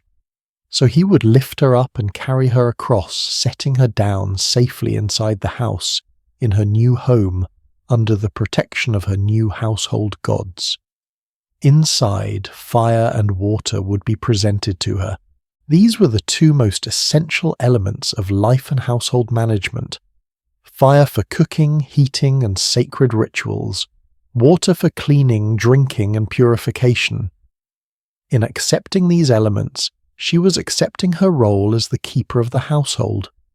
The nuptial torch that had been carried in the procession would now be used to light the hearth fire in the new home. The flame from her father's house would kindle the flame in her husband's house. Connection and continuity. Then the torch would be ceremonially extinguished and tossed to the guests who would scramble for it. Catching the torch was considered lucky, much like catching the bouquet at a modern wedding. And finally, the public part of the ceremony was over. The guests would leave, the doors would close, and the couple would be alone together, often for the first time ever, in the bedroom, on the wedding night, with all the expectations, fears, hopes, and anxieties that implies. The husband would have to untie that impossible knot. The bride would have to surrender her virginity, which Roman culture valued above almost any other female virtue. Everything they had been taught, everything they had been preparing for, would come down to this one night. But here is what we do not have. We do not have any record of anyone else being in that room. No lord exercising a rite. No symbolic ritual involving a third party. Just the couple, the knot of Hercules, and whatever was about to happen between them. And ahead of us, we're going to explore why that threshold moment was so critically important, and what it reveals about how Romans understood the spiritual dimensions of marriage. There is something deeply unsettling about that threshold moment, is there not? The bride standing at the doorway about to cross from one world into another. Behind her, everything familiar. Her family, her gods, her childhood. Ahead, the unknown. A new household, a new identity, and most terrifyingly a kind of spiritual nakedness.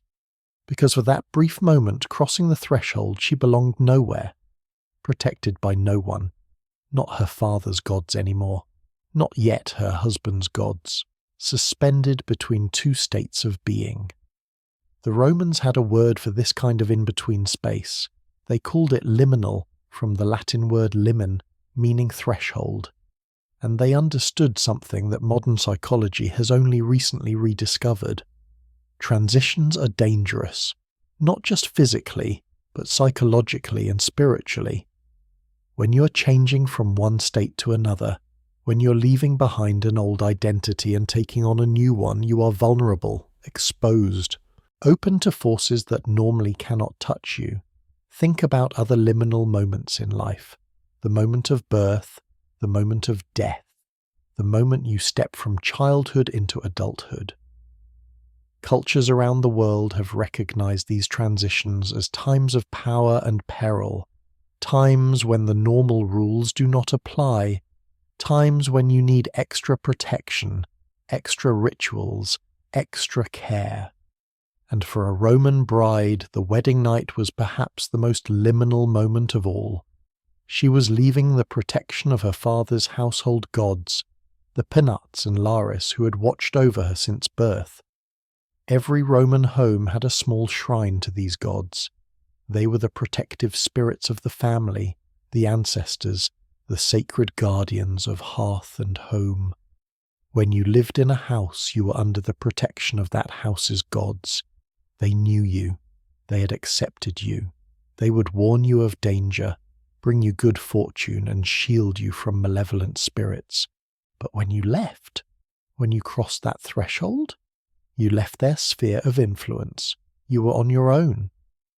Now, a Roman bride was not just visiting another house.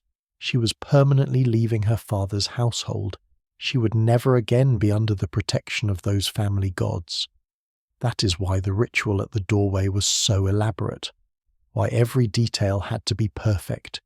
One mistake, one missed step, and she could be left stranded in that liminal space, unprotected, vulnerable to every evil spirit, curse, and misfortune that prowled the night. Let me tell you about the specific spiritual dangers the Romans believed threatened a bride. First, there were the lemures. These were restless spirits of the dead who had not been properly buried, or who held grudges against the living. They wandered the night looking for opportunities to cause harm, and a bride in transition, she was like a beacon to them. Her vulnerability attracted their attention. Then there were jealous deities. The Romans believed in a vast pantheon of gods, and not all of them were friendly. Some were petty, vengeful, easily offended. If you did not honour them properly, they would curse you, and a wedding was a moment of such joy and celebration that it could provoke divine jealousy. The goddess Invidia, the personification of envy, was believed to be especially active during weddings, trying to spoil the happiness of the couple. There were also curses from enemies. If your family had rivals, if your father had wronged someone in business, if any person held a grudge against your household, your wedding was their opportunity for revenge. They could hire a witch to cast a curse. They could perform dark rituals. They could invoke malevolent forces to ruin your marriage before it even began. And finally, there was the evil eye. The Romans were absolutely terrified of the evil eye. They believed that jealousy and malice could be transmitted through a look. If someone at your wedding resented your happiness, if they envied your good fortune, their jealous gaze could curse you, even unintentionally. Even if they did not mean to harm you, their negative emotions could become a spiritual poison that would infect your marriage. This is why Roman weddings included so many apotropaic elements. That word again, apotropaic. It means designed to ward off evil. The bright orange veil, apotropaic. The obscene songs, apotropaic. The wolf fat on the doorposts, apotropaic.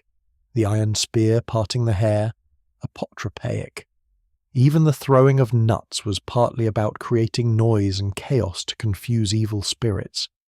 Every single element of the wedding ceremony was a layer of protection, a shield against the supernatural dangers that threatened the bride during her transition from one household to another.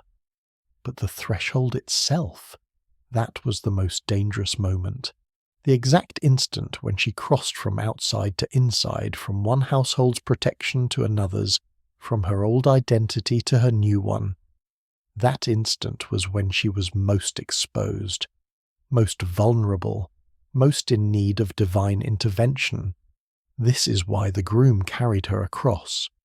Not just to prevent a physical stumble, though that was part of it, but also because by lifting her up, he removed her from contact with the ground. And the ground was where spirits dwelled, where curses were buried, where the boundary between the world of the living and the world of the dead was thinnest. By carrying her across without her feet touching the threshold, he was protecting her from anything malevolent that might be lurking there. It was a spiritual shield, a way of saying to the dark forces, "You cannot have her. She is under my protection now. I am carrying her into the safety of my household gods. And speaking of those household gods, let me tell you about what happened once the bride was safely inside. Because her first act in her new home was not to consummate the marriage, it was to meet the gods. The groom would lead her to the laurarium, the household shrine. Every Roman home had one, usually located in the atrium or the kitchen. It was a small altar or niche in the wall, decorated with images of the lares and penates. The lares were the guardian spirits of the household. The penates were the spirits of the storeroom, the providers of food and sustenance. The bride would approach this shrine and make offerings. A bit of food, usually, a splash of wine, a prayer. She was introducing herself to these gods. She was saying, I am the new mistress of this household. Please accept me. Please protect me. Please let me fulfill my duties here. This moment was crucial. Without the acceptance of the household gods, the bride could never truly become part of the family. She would always be an outsider, unwelcome, bringing bad luck instead of good fortune. So she had to perform this ritual correctly. She had to show proper respect. She had to demonstrate that she understood her role and was willing to honor these sacred guardians. Only after this introduction to the gods would the couple retire to the bedroom, and even then, even in that most private of moments, the gods were watching. The bed itself was under the protection of several deities. Juno, the goddess of marriage, was invoked to bless the union. Juno Lucina specifically, the aspect of Juno associated with childbirth, because the purpose of the wedding night was procreation. There was also Mutunus Tutunus, a fertility god whose name I cannot fully explain in a family-friendly video, but let us just say he was associated with male potency. Brides would sit on a representation of this god before the wedding night, in a ritual that was meant to ensure fertility and an easy loss of virginity. And then there was Pertunda, a goddess whose specific domain was, and I am putting this as delicately as I can, penetration. She was invoked to make the wedding night successful, to ensure that the bride's virginity was properly taken, that the marriage was consummated in a way that would produce children. I know this might sound strange or even comical to modern ears. A goddess of penetration? Really? But the Romans took this very seriously. They believed that every aspect of life, including the most intimate ones, was governed by divine forces. Nothing happened without the gods' involvement, so of course there would be a deity overseeing this crucial moment. Now, let us talk about that knot of Hercules again, because there is more to this story. The husband was supposed to untie this knot on the wedding night, but here is the thing. If he could not untie it, it was considered a terrible omen. It meant the marriage would be difficult. It meant there might be problems with fertility. It meant Hercules was withholding his blessing. But what if the knot came undone too easily? That was also bad. It might suggest that the bride was not actually a virgin, that the knot had been untied before, that she was not as pure as she claimed to be. So the knot had to be difficult enough to prove it had never been undone, but not so difficult that the groom could not manage it. Can you imagine the pressure? You are a young man, probably just as inexperienced as your bride. You are nervous, your hands are shaking. Everyone expects this marriage to be consummated tonight. The gods are watching. The fate of the marriage depends on your ability to untie a complex knot in the dark while trying to appear confident and competent. No wonder Roman men sometimes struggled with performance anxiety. And for the bride, the stakes were even higher. Her entire value in Roman society was tied to her chastity before marriage and her fertility afterward. If she was not a virgin, she brought shame on her family. If she could not conceive children, she was a failure as a wife. The wedding night was the moment when both of these crucial attributes would be tested. The Romans believed you could tell if a woman was a virgin by various signs during her first sexual experience. There should be blood, obviously, but also pain. Crying was expected, even encouraged. If the bride seemed to enjoy the experience too much, if she appeared too knowledgeable about what was happening, it raised suspicions. A proper Roman bride should be innocent, afraid, in pain. That was how you knew she was pure. I know that sounds awful to modern ears, and it was awful. The pressure placed on young girls to be simultaneously terrified and compliant, to endure pain without complaint, to prove their worth through their suffering was a form of cruelty, but it was how Roman society understood female virtue. The morning after the wedding night there would be scrutiny. The bedsheets would be examined by female relatives. There needed to be blood. If there was not, rumours would start. Questions would be asked. The bride's reputation would be damaged, and by extension, her entire family's honour would be called into question. And here is something that often gets left out of romanticised versions of history. Many Roman girls were married at age 12, 13, or 14, before they were fully physically mature, before their bodies were ready for childbirth. The wedding night for these young girls was not just emotionally traumatic, but physically dangerous. We have records from Roman physicians warning about the dangers of early marriage. Soranus of Ephesus, a Greek physician practicing in Rome during the 2nd century, wrote extensively about women's health. He advised that girls should not marry before age 15, and ideally should wait until they were older. He documented the medical complications that arose from girls becoming pregnant too young, difficult births, damage to immature bodies, high rates of maternal mortality. But his advice was often ignored. Families were more concerned with political alliances and property transfers than with the health of their daughters. So girls were married young, and the wedding night became the beginning of a dangerous journey toward motherhood. Now, let me tell you about what happened the morning after the wedding night, because this is where we see another important ritual. The bride would wake up in her new home, in her new identity as a wife, and her first duty was to make an offering to the household gods again, this time thanking them for protecting her through the night, for allowing the consummation to happen successfully, for accepting her into the household. Then there would be a sacrifice. The husband would hold a dinner party called the repotia, and an animal would be sacrificed, usually a sheep. The entrails would be examined again to see if the gods were pleased with the marriage. If the signs were good, it meant the household gods had accepted the bride. The marriage was blessed. The couple could move forward with confidence. But if the signs were bad, that was a serious problem. It meant something had gone wrong. Maybe the rituals were not performed correctly. Maybe someone had cursed the marriage. Maybe the gods were displeased for some reason.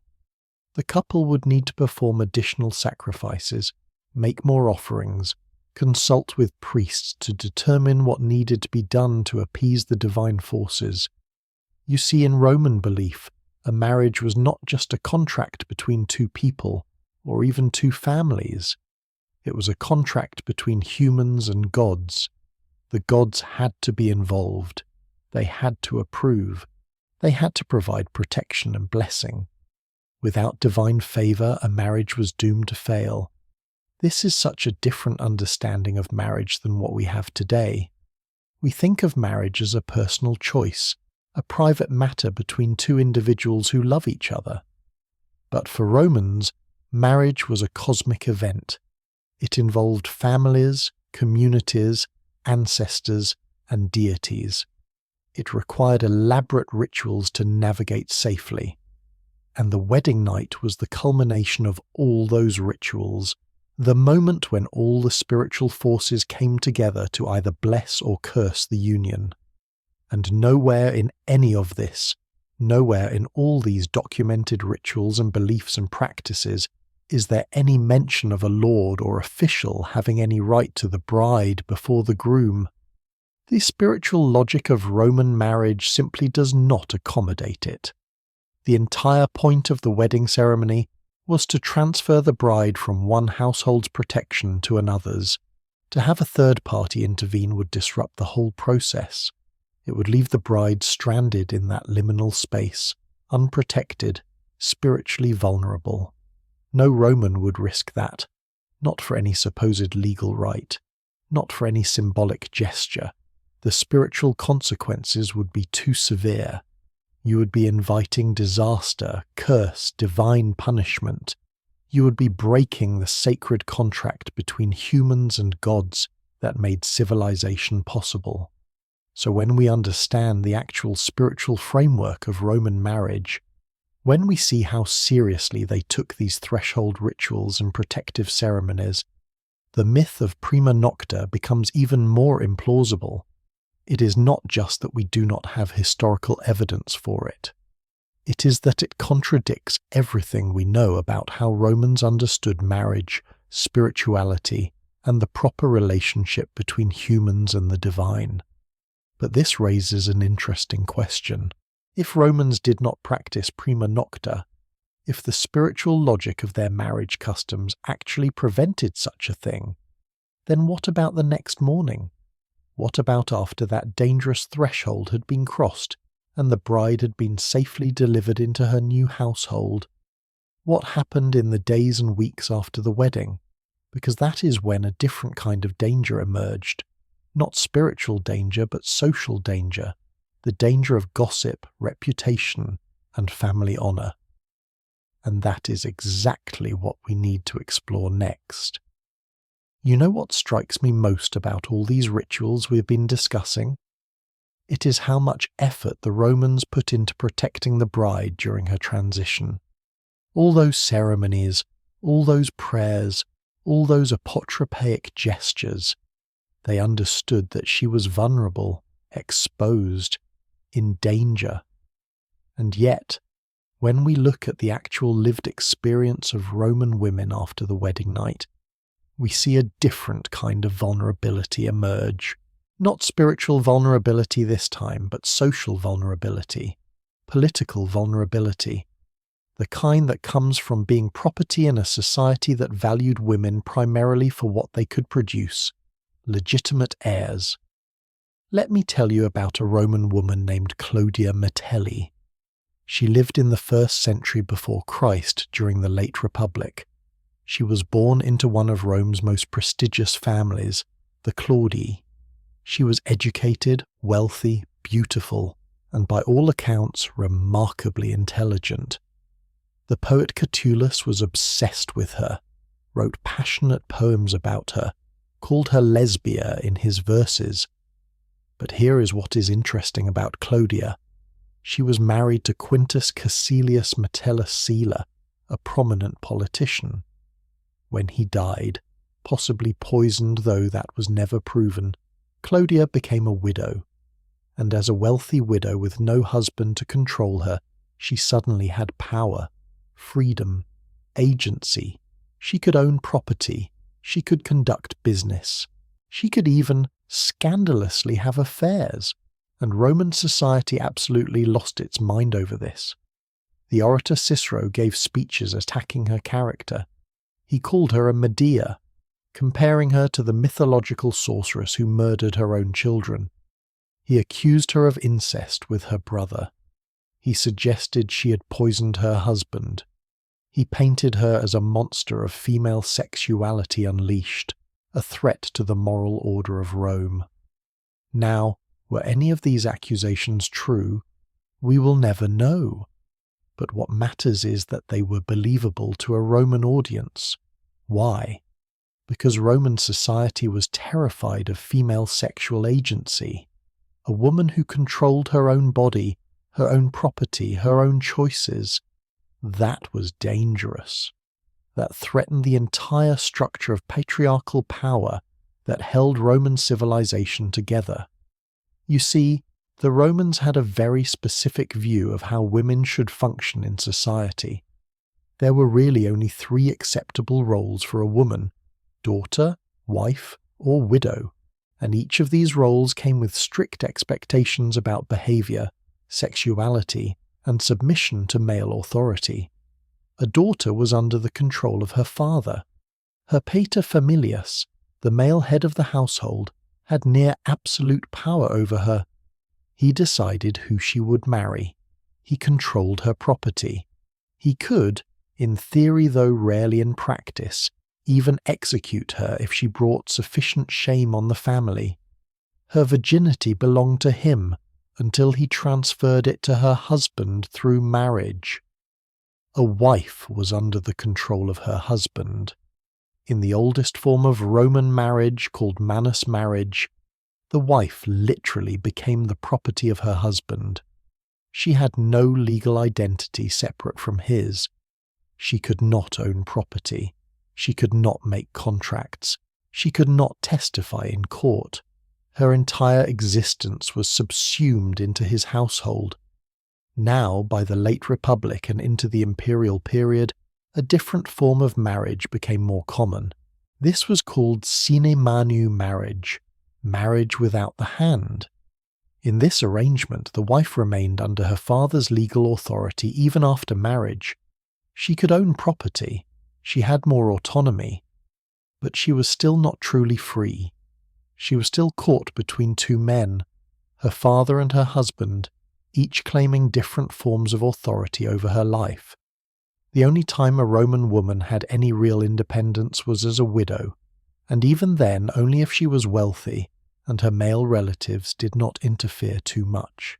This is why widows like Clodia were so threatening.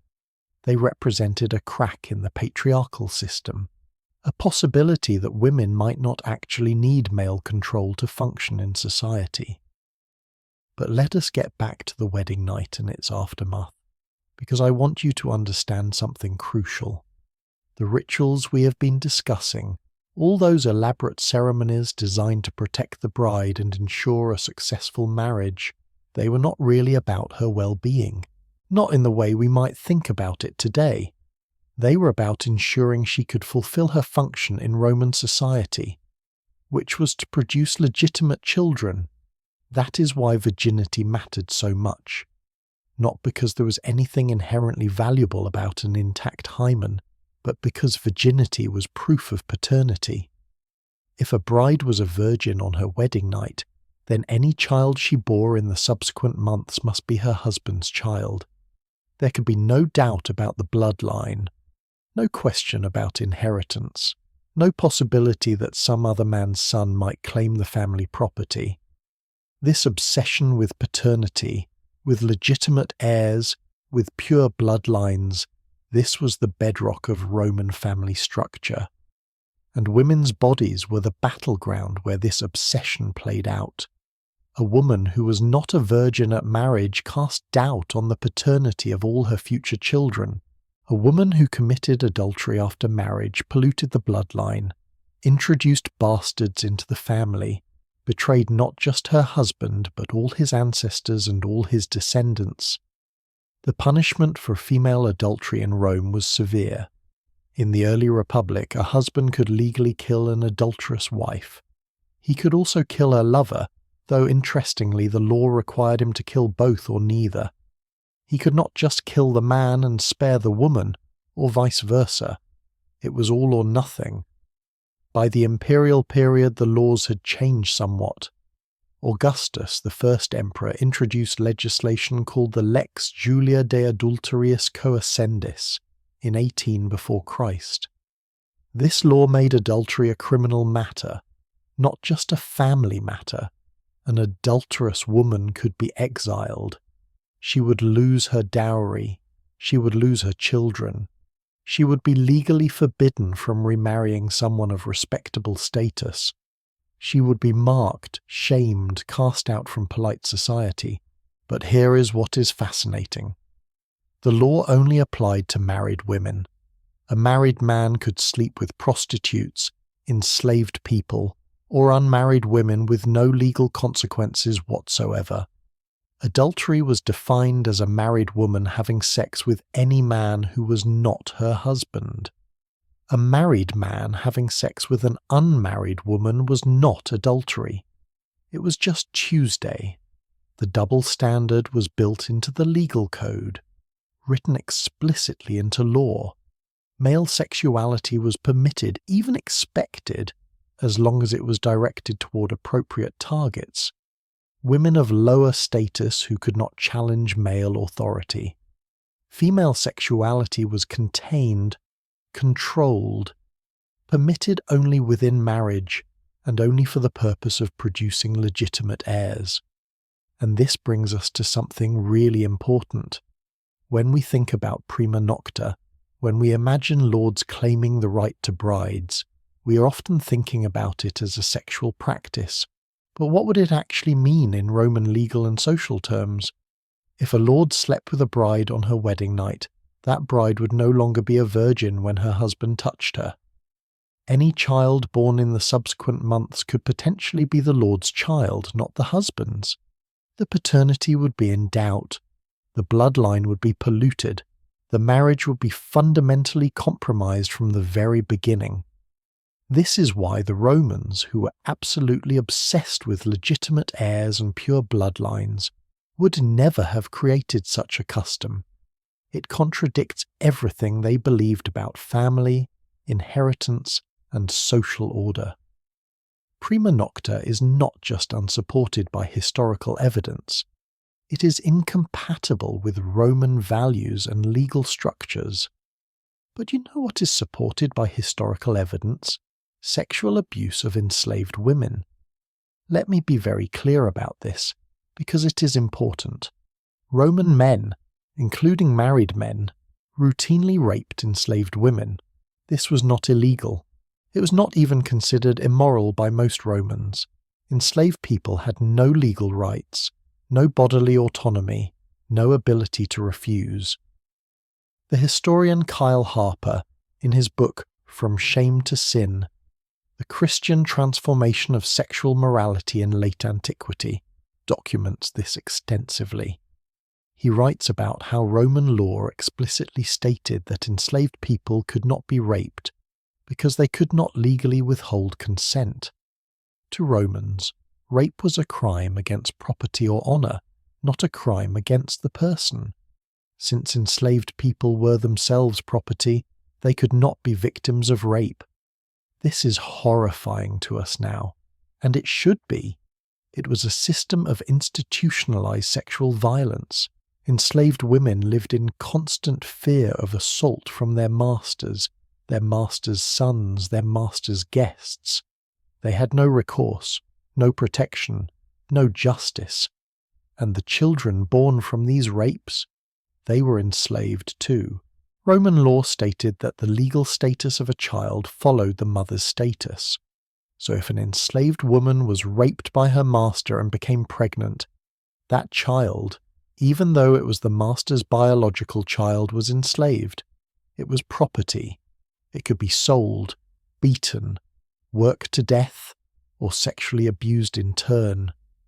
This was the real horror of Roman sexual politics, not some mythical prima nocta, but the everyday brutality of a slave society where half the population had no rights over their own bodies.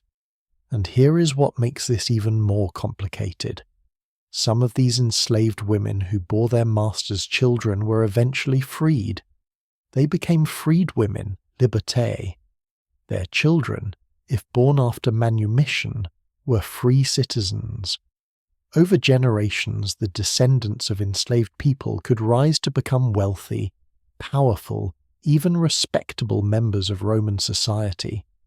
So Roman society had this weird contradiction. On one hand, extreme anxiety about the purity of bloodlines and the legitimacy of heirs. On the other hand, constant sexual violence that created thousands of children of mixed free and enslaved parentage. The system simultaneously obsessed over paternity and created situations where paternity was hopelessly muddled. The Romans tried to manage this contradiction through legal fictions. They simply did not acknowledge enslaved people as part of the family tree. A man might father 20 children with enslaved women, and only count the 3 he had with his wife as his real children, his legitimate heirs. The others, they did not count. They were not part of his lineage. They could not inherit. They were legally invisible. But of course, they were not actually invisible. They were present in the household. They looked like their father. Sometimes they were raised alongside their free half-siblings. Everyone knew who had fathered whom. The legal fiction was just that, a fiction. But it was a fiction that allowed Roman society to function despite its glaring contradictions. Now, let me tell you about another aspect of Roman marriage that often gets overlooked: arranged marriages. Almost all Roman marriages, especially in the upper classes, were arranged by the families. The bride and groom often met for the first time on their wedding day. Sometimes they did not even meet then. Remember we mentioned earlier that the groom did not technically have to attend his own wedding. He could send a letter confirming his intention to marry, and that was legally sufficient. Think about what this means. You're a 14-year-old girl. Your father tells you that you're getting married next month. You have no say in the matter. You've never met your husband. You know nothing about him except that your father thinks the alliance will benefit the family politically or economically, and in a few weeks you will be expected to leave everything you have ever known, move into a stranger's house, submit to that stranger sexually, and bear his children. How terrifying must that have been? How much anxiety and fear must these young brides have felt? The elaborate rituals, the protective ceremonies, the prayers to the gods, these were not just spiritual insurance, they were also psychological comfort. They gave structure and meaning to a transition that was fundamentally traumatic. And here is something we do not talk about enough. Many of these marriages were not happy. How could they be? You cannot force 2 strangers to love each other. Some couples developed affection over time. Some found ways to make it work. But many lived in quiet misery, trapped in marriages that were loveless, cold, or even abusive. Roman literature is full of references to unhappy marriages. Juvenal, the satirist, wrote scathing critiques of marriage. He described wives who poisoned their husbands, husbands who beat their wives, couples who hated each other but stayed together for social reasons. He wrote, "A woman who marries often marries many men." He was suggesting that women who divorced and remarried repeatedly were essentially engaging in legalized prostitution. Was this fair? Of course not. But it reveals the cynicism that many Romans felt about marriage. It was not about love or companionship. It was a social institution, an economic arrangement, a means of producing legitimate heirs and forming political alliances. Romance was not part of the equation. If you were lucky, you might develop affection for your spouse. If you were very lucky, you might even fall in love. But luck was the operative word. It was not expected. It was not required. It was a pleasant surprise if it happened. And here is another thing that strikes me. We have been talking about brides and their vulnerability, their fear, their lack of agency. But what about the grooms? Young Roman men were under enormous pressure too. They were expected to be knowledgeable and competent in the bedroom, even if they were just as inexperienced as their brides. They were expected to untie that knot of Hercules, to successfully consummate the marriage, to prove their virility. If a man could not perform sexually on his wedding night, it was considered a disaster. It meant he was not a real man. It meant there might be something wrong with him. It meant the marriage might not produce heirs. The shame would follow him for the rest of his life. Roman writers sometimes joked about impotent grooms, suggesting they'd been cursed or that they lacked masculine virtue. The poet Ovid even wrote a guide to seduction that included tips for men worried about their sexual performance. He recommended thinking about something else, not putting too much pressure on yourself, taking your time. Basically, ancient Roman advice for dealing with performance anxiety. But beneath the jokes, there was real fear. A man who could not father children was a failure in Roman society. His family line would end with him. His property would pass to distant relatives or be absorbed by the state. His name would be forgotten. The wedding night was when this fear first manifested, when the pressure to perform became undeniable. So both bride and groom entered that chamber carrying enormous anxiety. Both were performing for an invisible audience, the gods, the ancestors, the watching families, society itself. Both were being measured against impossible standards. Both were vulnerable in different ways. And this, finally, brings us to the question we've been circling around this whole time. In a society with such rigid gender roles, such intense focus on sexual purity and legitimate heirs, such elaborate rituals around marriage and procreation, how could anyone believe that prima nocta existed? How could the myth take hold? And why has it persisted for so long?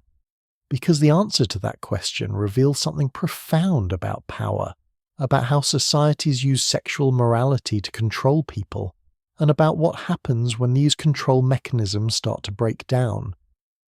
What fascinates me most about myths is not whether they are true, but why we need them to be true.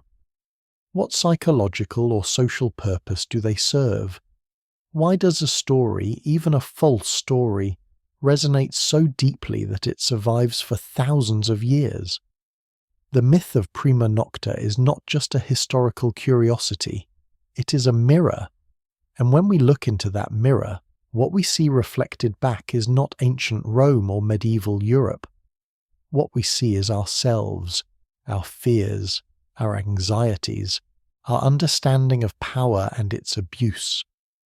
Let me take you on a different kind of journey now. We're going to explore the psychology of this myth, why it persists, why it appears again and again in different cultures and different time periods, and what it reveals about the human relationship with authority, sexuality, and control. First, let us talk about what psychologists call projection. This is when we take our own fears, our own impulses, our own dark thoughts, and we project them onto others. We say, those people over there, they are the ones who do terrible things. Not us. Never us. We are civilized. We are moral. We are better. Medieval Europeans looked back at ancient Rome and saw a pagan civilization, a society without Christian morality, a culture of excess, decadence, and cruelty. And they projected onto that civilization every dark impulse they feared in themselves. They said, the Romans practiced prima nocta. The Romans allowed lords to rape brides. The Romans were barbarians. But here is the uncomfortable truth. Medieval European lords absolutely did abuse their power sexually. They absolutely did coerce peasant women. They absolutely did use their authority to extract sexual favors, to rape, to exploit. But they could not admit this about themselves. They could not look at their own society and say, we are the barbarians. We are the ones committing these crimes. So instead, they projected it onto the past. They created a myth about ancient practices, ancient rites, ancient barbarism, and by locating the evil in the past in a different culture, a pagan culture, they could avoid confronting the evil in their own present. This is a common psychological defense mechanism. It allows us to acknowledge that terrible things happen without having to admit that we or our society might be responsible for those terrible things. We say, yes, prima nocta was horrible. Thank goodness we live in more enlightened times, and we never have to examine whether our own institutions, our own power structures, our own authorities might be committing similar abuses in different forms. Now let me tell you about something called the missing stair phenomenon. This is a modern concept, but it applies beautifully to historical situations. Imagine a building with a staircase, and one of the stairs is missing. Everyone who uses that building knows about the missing stair. They have learned to step over it. They warn newcomers, watch out for the missing stair, but nobody fixes it. Nobody addresses the fundamental problem. They just learn to live with it.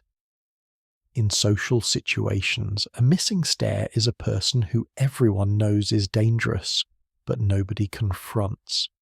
The boss who harasses female employees, the coach who gets too friendly with young athletes, the priest who should not be alone with children. Everyone knows. Everyone talks about it in whispers. Everyone develops strategies to avoid being victimized. But the system protects the predator, so nothing changes. Medieval feudal society was full of missing stairs, lords who abused their power, officials who exploited peasants, men in authority who sexually coerced women. Everyone knew this was happening. Everyone had strategies for dealing with it. Families would hide their daughters when the lord's men came around. Women would travel in groups. Communities would develop warning systems, but they could not confront the problem directly. The power imbalance was too great.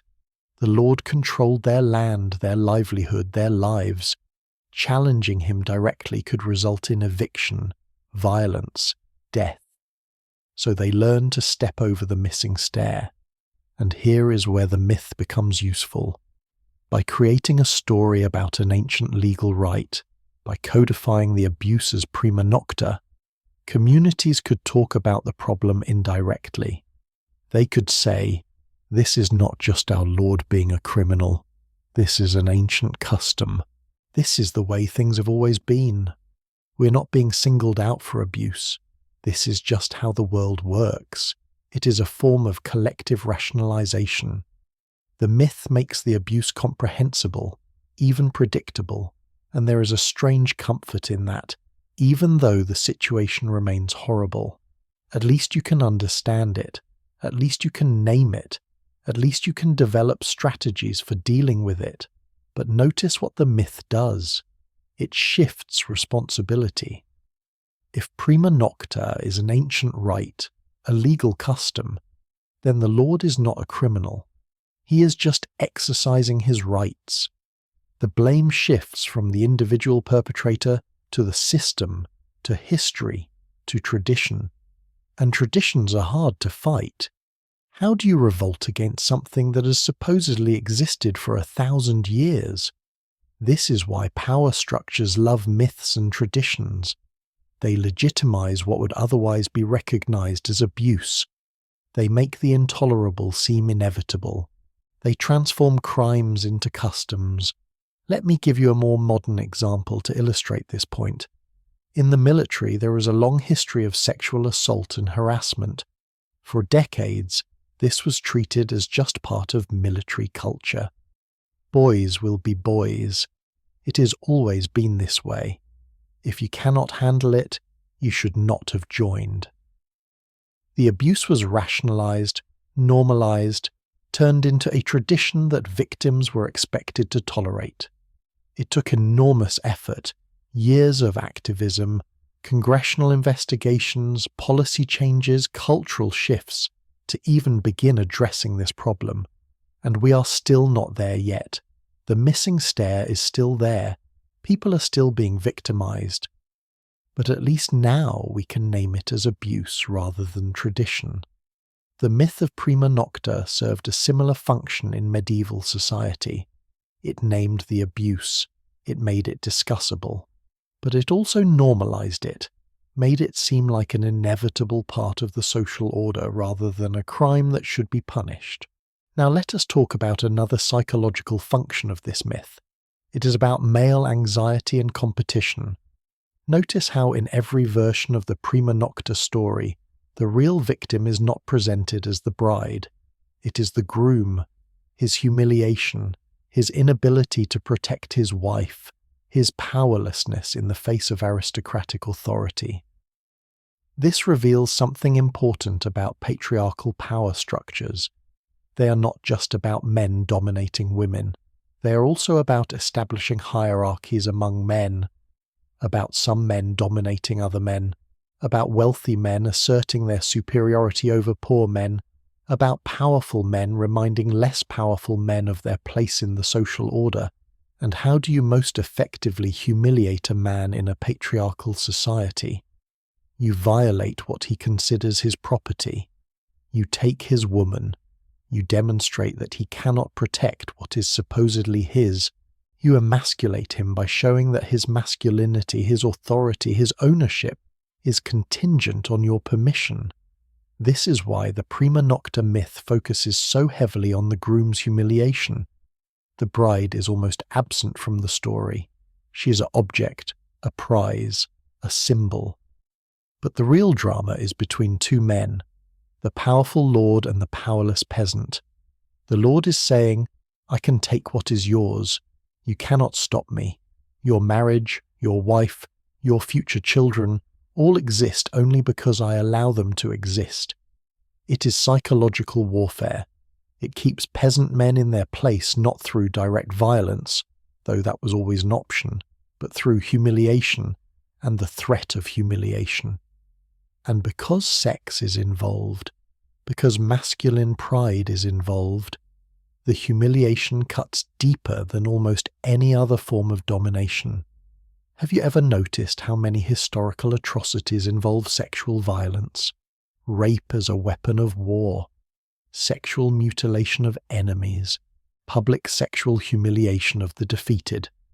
This pattern appears across cultures and time periods. Why? Because sexual violence is not just about sex, it is about power.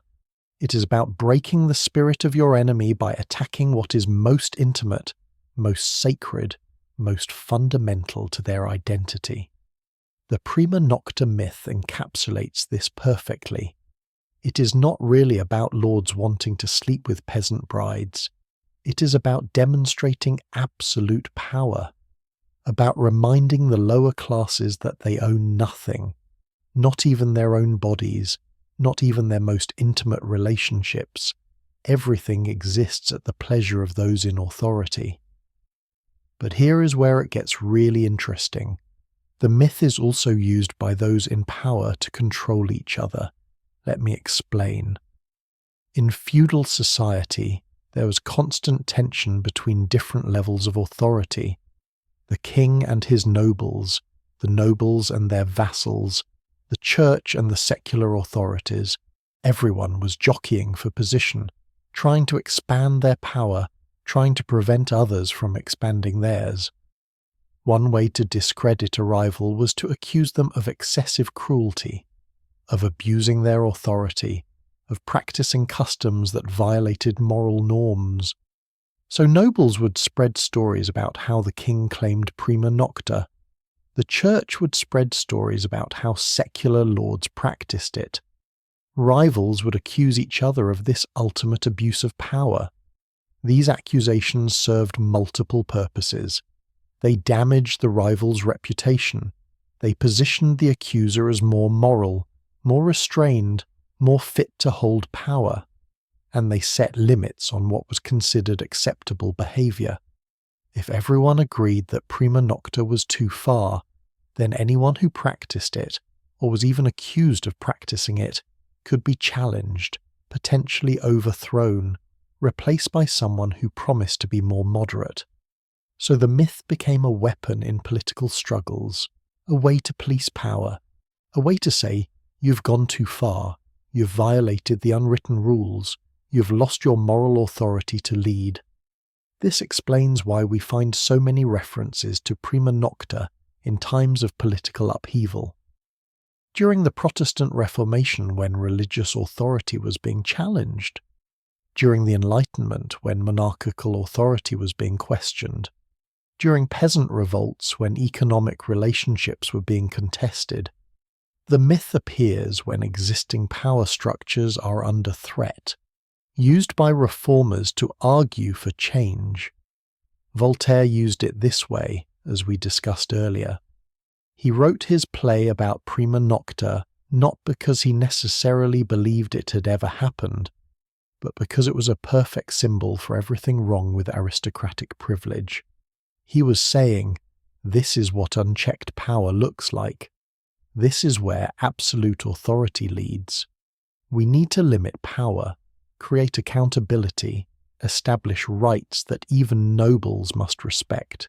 And his argument was effective precisely because prima nocta was such a powerful symbol. It crystallized complex political philosophy into a simple, visceral image that anyone could understand. You do not need to read Locke or Rousseau to grasp why prima nocta is wrong. You just need to imagine yourself as that groom, forced to hand over your bride to your lord. The emotional impact is immediate and powerful. This is why myths are more effective than facts in shaping political movements. Facts require analysis, interpretation, context. Myths bypass all that and hit you in the gut. They create emotional certainty. They make you feel the injustice rather than just understand it intellectually. But there is a danger in this, is there not? Because if we are using a myth, a false story, to argue for real political change, what happens when people discover the story is false? Does that undermine the entire argument? If prima nocta never existed, does that mean aristocratic abuse was not really that bad? Does it mean the old power structures were actually fine? This is the risk revolutionaries take when they use myths for political purposes. And it is why historians have to be careful about challenging beloved myths. Because myths are not just stories, they are tools, they serve functions, they help people make sense of their world and mobilize for change. When you take away the myth, you risk taking away the tool. But I would argue that we have to tell the truth, even when the truth is complicated, even when the truth is less dramatically satisfying than the myth. Because false stories, no matter how useful, eventually collapse under their own contradictions. And when they do, they damage the credibility of the real arguments, the real grievances, the real need for change. The truth is that aristocrats absolutely did abuse their power. They absolutely did exploit and harm those beneath them in the social hierarchy. But they did not need a legal right to prima nocta to do this. They just did it. They used their power to take what they wanted, including sexual access to vulnerable women, and the legal system protected them. That is actually more disturbing than prima nocta, because a legal right can be repealed, a law can be changed. But individual abuse of power, protected by a system that values the powerful over the powerless, that is much harder to fix. That requires not just legal reform but cultural transformation. It requires us to fundamentally rethink how power works and who deserves protection. So maybe the persistence of the prima nocta myth tells us something important. Maybe it persists because we would rather believe in an evil law that was eventually abolished than confront the ongoing reality of power being abused in countless individual acts that never make it into the history books. Maybe it is easier to point at the past and say, look how barbaric they were, than to examine our own present and ask where power is being abused right now, in our own institutions, in ways we've normalized and learned to ignore. What are our missing stairs? What abuses have we rationalized as just the way things are? What future generations will look back at our time and wonder how we tolerated certain practices that will seem obviously wrong to them? These are uncomfortable questions, but they are exactly the questions that the myth of prima nocta should prompt us to ask.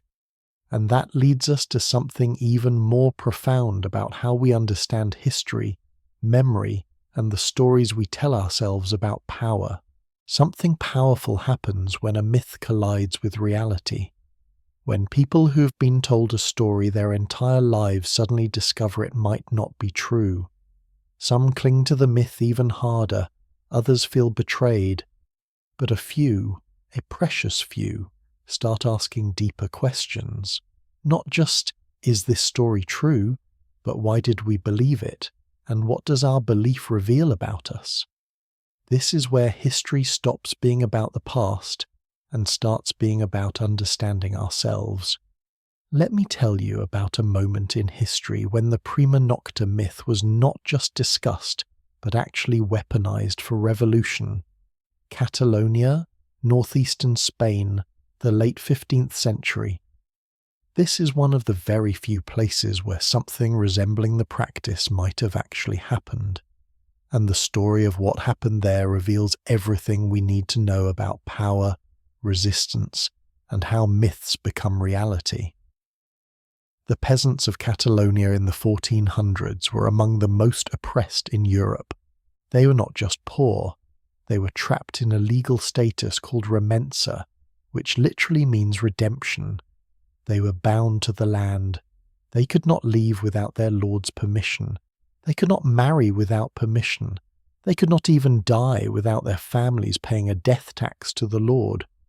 But worse than the economic exploitation were what the Catalans called the mals usos, the bad customs.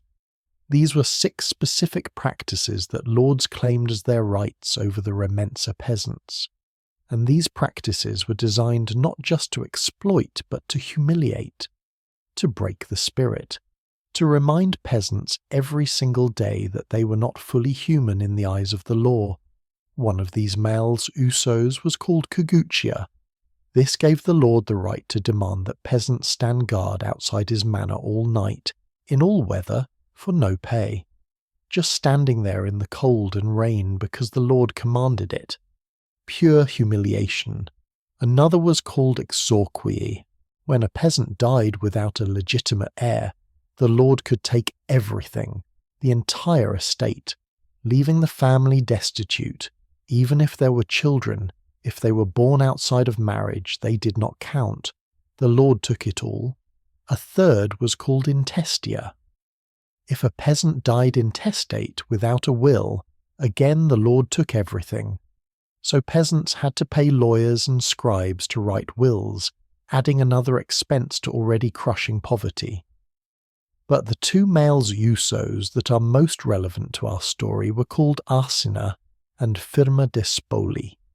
These related to marriage and sexuality. Arsina was a payment the lord could demand when a peasant's house caught fire. Why? Because the lord claimed the right to all the belongings in a peasant's home, and fire destroyed his property. The peasant had to pay compensation for the lord's loss, even though it was the peasant's home that burned down. But firma de spoli is where things get really dark. This was a payment connected to marriage, and the historical sources are deliberately vague about what exactly it meant, but the implication was clear. It was related to the lord's claimed right to sexual access to the bride. Now, did lords in Catalonia actually practice prima nocta? Were they actually sleeping with peasant brides? The historical evidence is murky. What we do know for certain is that lords were claiming symbolic rights connected to the wedding night. They were demanding payments.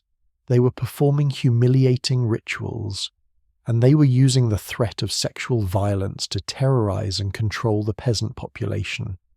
Whether they actually followed through on the threat is almost beside the point. The threat itself was the weapon. The fear itself was the control mechanism. Peasants lived in constant anxiety about what might happen to their daughters, their sisters, their wives, and that anxiety kept them compliant, kept them obedient, kept them from challenging the system, until it did not.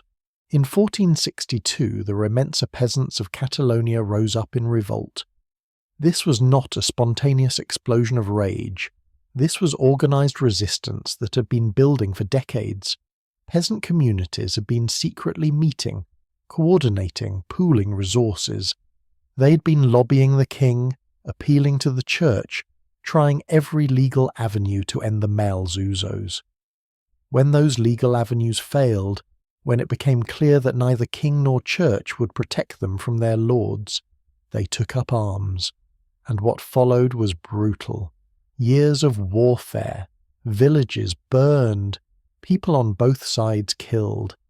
This was not a romantic peasant rebellion led by a noble hero. This was desperate people fighting for their basic human dignity against lords who saw them as less than human. The revolt ebbed and flowed for decades.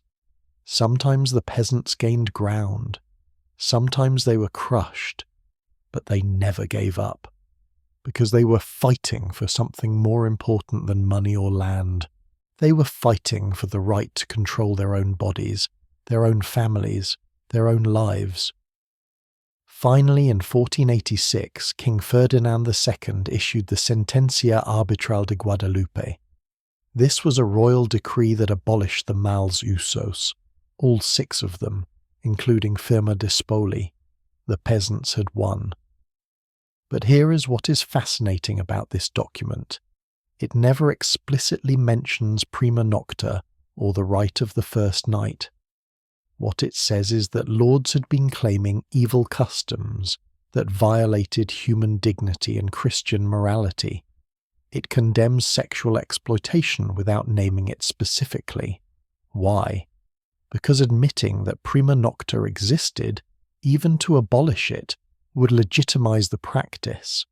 It would acknowledge that lords had this right in the first place. So instead, the decree frames it as abuse that was always wrong, always illegal, always contrary to God's law.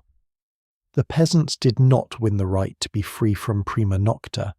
They won recognition that they always had that right, and that the lords had been criminals all along. This is a subtle but crucial distinction. If prima nocta was a legal right that was abolished, then it could theoretically be reinstated.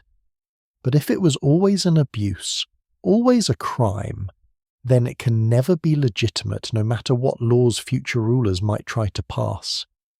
The Catalan revolt teaches us something important about resistance.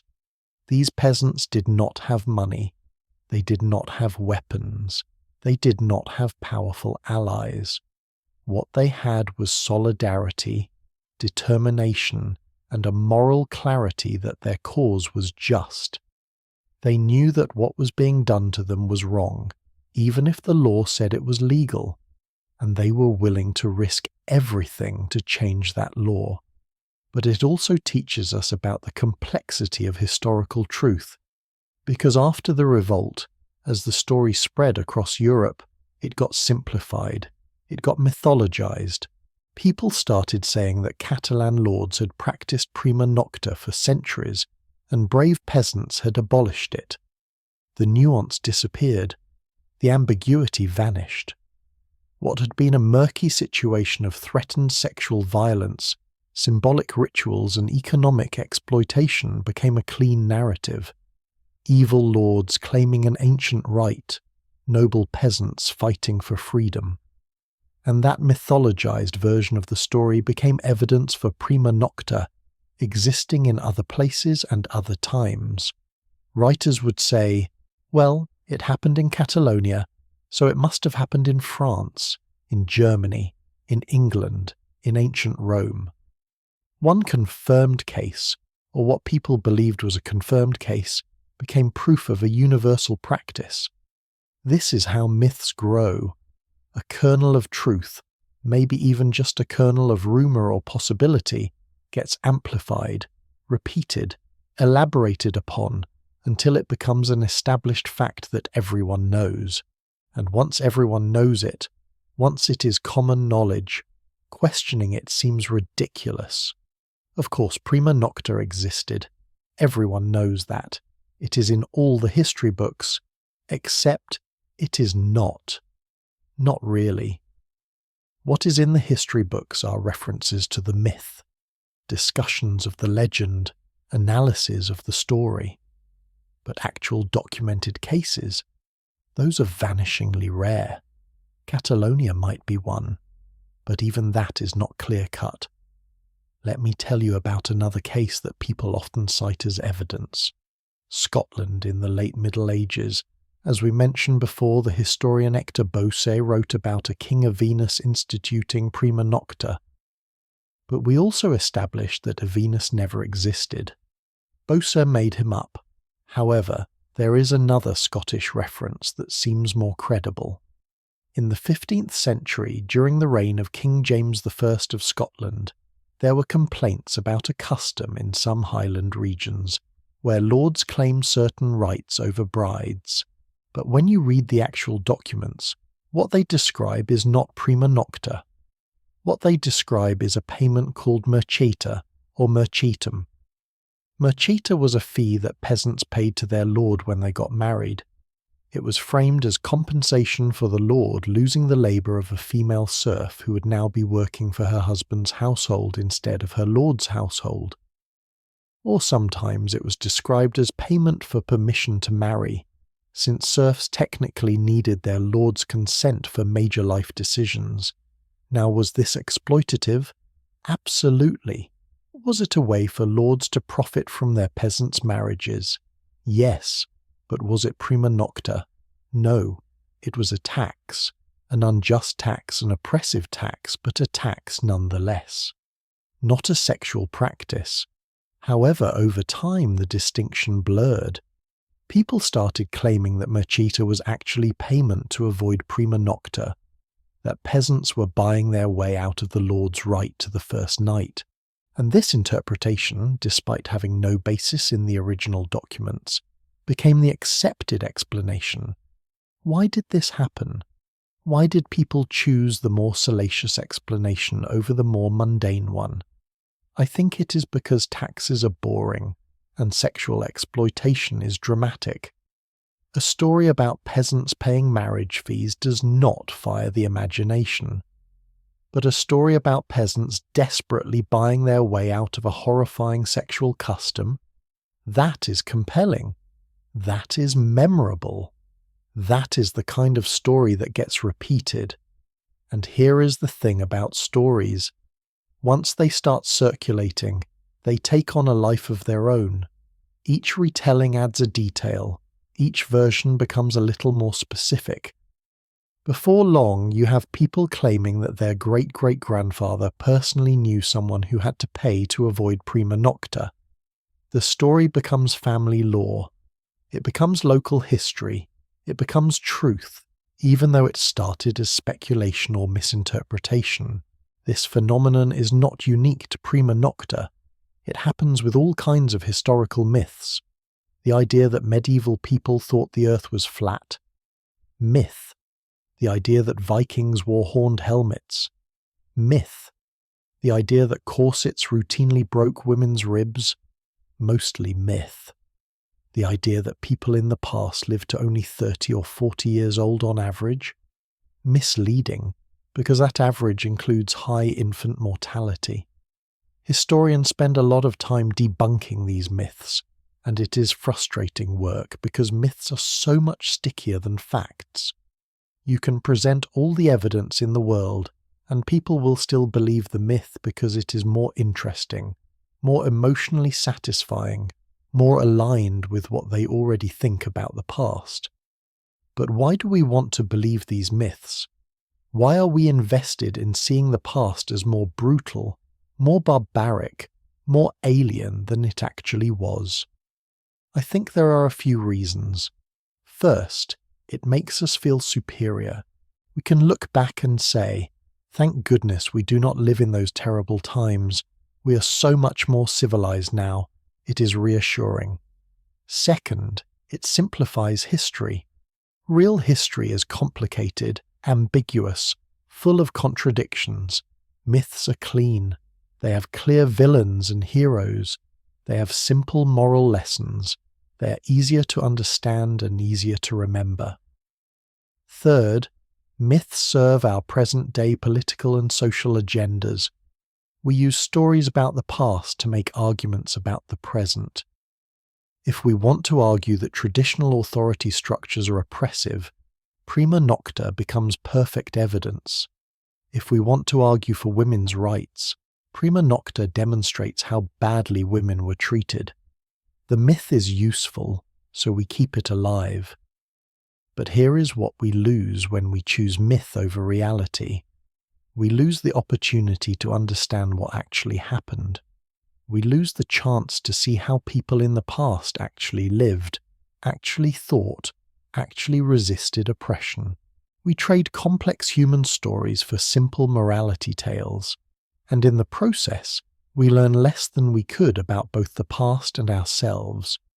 The real history of marriage, sexuality, and power in medieval Europe is actually more interesting than the myth of prima nocta.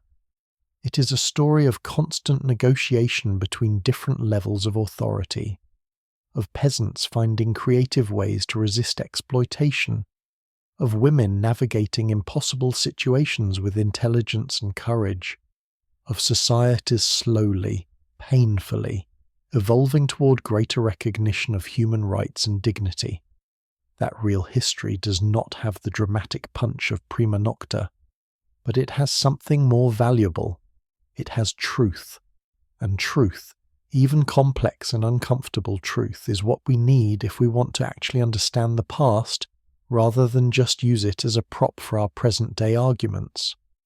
But understanding how we confuse myth with reality is only part of the puzzle, because there is still the question of what happens when we try to separate Rome from medieval Europe in this story, and what that separation reveals about how we construct historical narratives. Here is something that has always puzzled me about this legend. Why Rome? Why did medieval and early modern writers consistently claim that prima nocta originated in ancient Rome when, as we've established, there is no evidence for it there?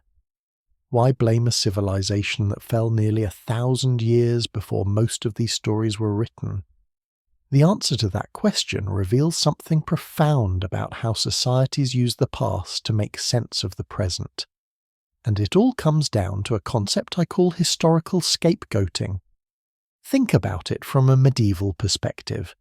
You're living in feudal Europe. Your society is organized around strict hierarchies. Lords have enormous power over peasants.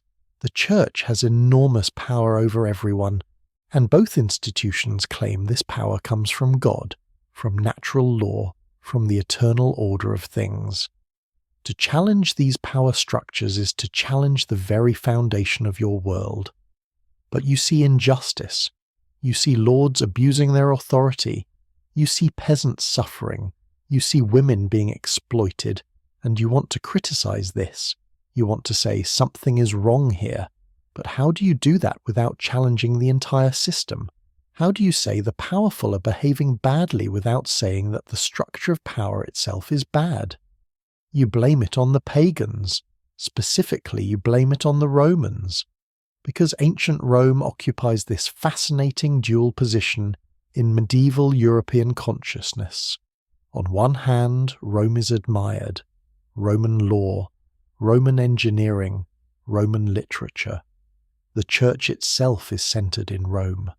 The Holy Roman Empire claims to be Rome's successor. There's enormous prestige attached to Roman heritage. But on the other hand, ancient Rome was pagan. It fell. God allowed it to collapse, presumably because of its sins. So Rome can also function as a cautionary tale, a warning about what happens when you do not follow Christian morality. Medieval writers could say, look at the Romans, look how great they were, but look how they fell because of their vices. Prima nocta became one of those vices.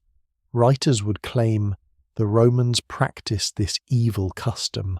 That is why God punished them. That is why their empire fell. We must not make the same mistake. We must uphold Christian marriage. We must protect the sanctity of the wedding night. It is brilliant, really. By attributing prima nocta to the Romans, medieval writers could criticize the practice without criticizing their own lords. They could say, this thing that some people are doing, this is a pagan practice, a Roman practice, a sinful practice. It does not belong in a Christian society. They were calling out the abuse while simultaneously claiming it was foreign, imported, unchristian, not something that naturally arose from their own social structures. But here is the historical irony.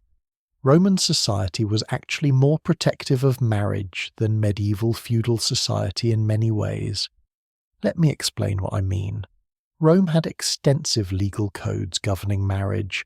There were laws about consent, laws about dowries, laws about the rights of wives. Were these laws always enforced? No. Did they protect all women equally? Absolutely not. But the legal framework existed.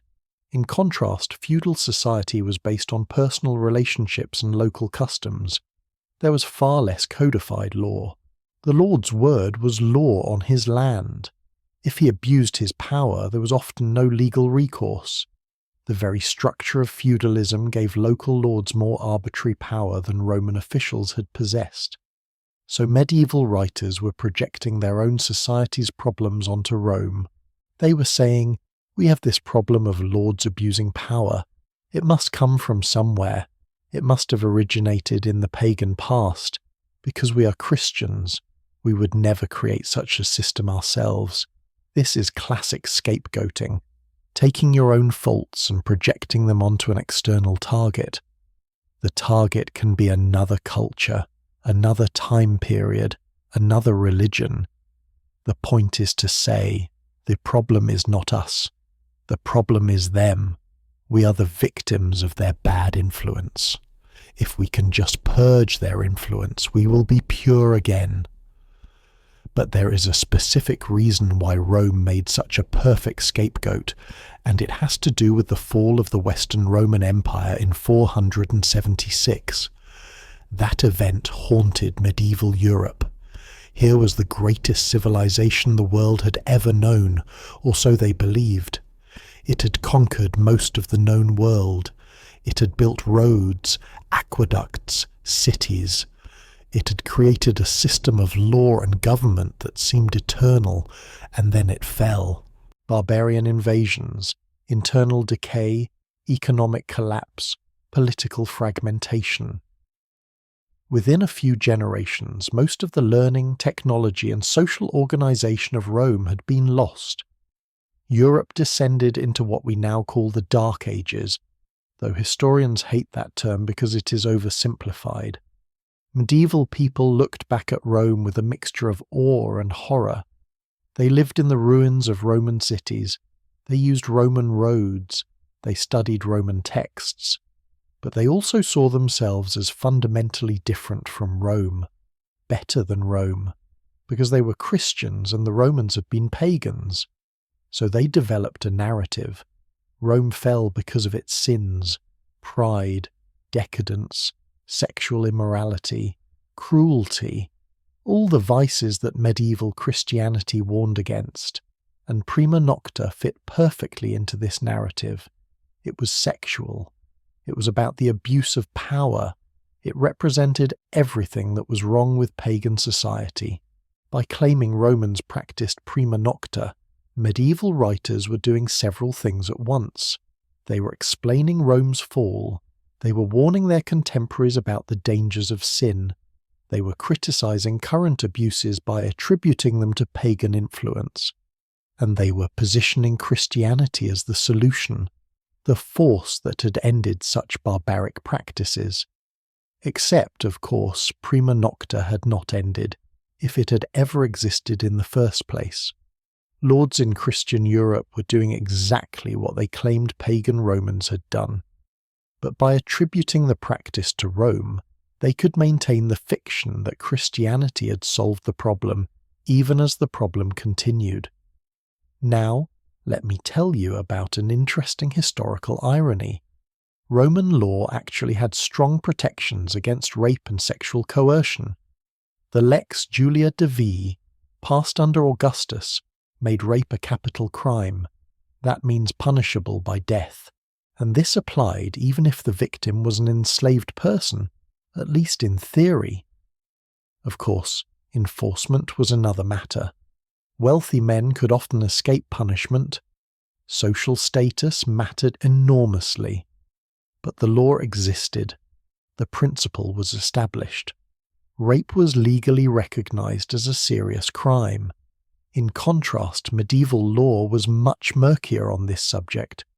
Rape of a noble woman was a serious crime, yes, because it violated her family's honor and property interests. But rape of a peasant woman? That might be prosecuted, might not, depending on local circumstances and the relative power of the perpetrator and victim. And rape within marriage was not even legally recognized in most of medieval Europe. A husband could not rape his wife because she had already consented to sex by marrying him. That consent, given once at the wedding, was understood to cover all future sexual acts. A wife could not refuse her husband, and forcing her was not legally rape. Rome actually had a more nuanced understanding of this.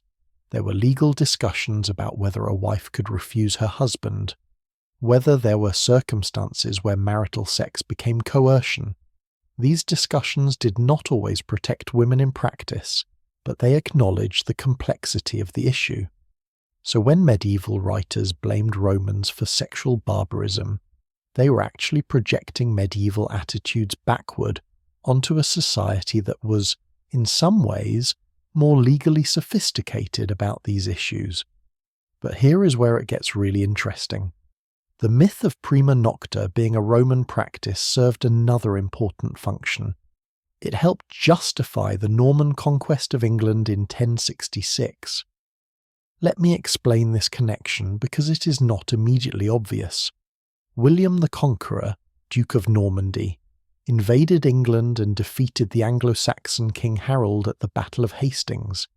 This was a traumatic event for English people. They lost their independence. Their land was confiscated and given to Norman lords. The English were reduced to second-class status in their own country. The Normans needed to justify this conquest. They needed to explain why they had the right to invade England and take over. So they developed a narrative. They claimed that the Anglo-Saxons had become corrupt and barbaric, that they had adopted bad customs, that they needed to be civilized by the Normans, who would bring proper Christian feudalism to England. And guess what practice they claimed the Anglo-Saxons had adopted? That is right, prima nocta. Norman writers claimed that English lords had been practicing the rite of the first night, a terrible pagan Roman custom that the Anglo-Saxons had somehow inherited or revived. The Norman conquest, they said, had ended this barbaric practice. William was not an invader. He was a saviour, bringing Christian morality to a corrupted land. Never mind that there is no evidence the Anglo-Saxons practiced prima nocta. Never mind that Norman lords almost certainly treated English peasants worse than Anglo-Saxon lords had. The narrative served its purpose. It legitimized the conquest. It made the Normans the good guys. This is how historical myths become political tools. You take a practice that maybe happened somewhere at some time in some form. You attribute it to your enemies or to a disfavored group. You claim that your side ended the practice or would never engage in it. And suddenly you have a moral justification for your own exercise of power. The English, centuries later, would do the same thing to the Scots. Remember that story about Scottish kings practicing prima nocta? English writers loved that story. It allowed them to portray the Scots as barbaric, as needing English civilization and control. The fact that the story was invented by a Scottish writer using a fictional king did not matter. Once it existed, it could be weaponized, and this pattern repeats throughout history. Colonizers would claim that the people they conquered practiced terrible customs. Bride burning in India, foot binding in China, human sacrifice in the Americas. Some of these practices were real, some were exaggerated, some were completely invented. But all of them served the same function. They justified colonization. They allowed the colonizers to say, "We are not conquerors, we are civilizers. We are saving these people from themselves." Prima nocta was the European version of this, a myth about a barbaric practice that justified modern power structures. We are not oppressing you. We are protecting you from the oppression that would exist if we were not here to maintain order. But let us return to Rome specifically, because there is one more layer to this. The Roman Empire had two phases. The Western Empire, which fell in 476, and the Eastern Empire, also called the Byzantine Empire, which continued for another 1,000 years until 1453. Medieval Western Europeans had a complicated relationship with Byzantium. On one hand, Byzantium was Christian. It preserved Roman law and learning. It was sophisticated, wealthy, powerful. On the other hand, it was Orthodox Christian, not Catholic. It spoke Greek instead of Latin. It felt foreign, exotic, Eastern, and medieval writers sometimes attributed prima nocta to Byzantium as well. They claimed that while the Western Church had ended the practice, the Eastern Church had not. This allowed them to criticize the Orthodox Church without directly challenging it. They could say, "Look, we are true Christians.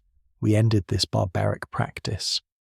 But those Greeks, they still allow it. This is why we need Catholic unity." Was there any truth to this? No. Byzantine law was even more extensive and detailed than ancient Roman law.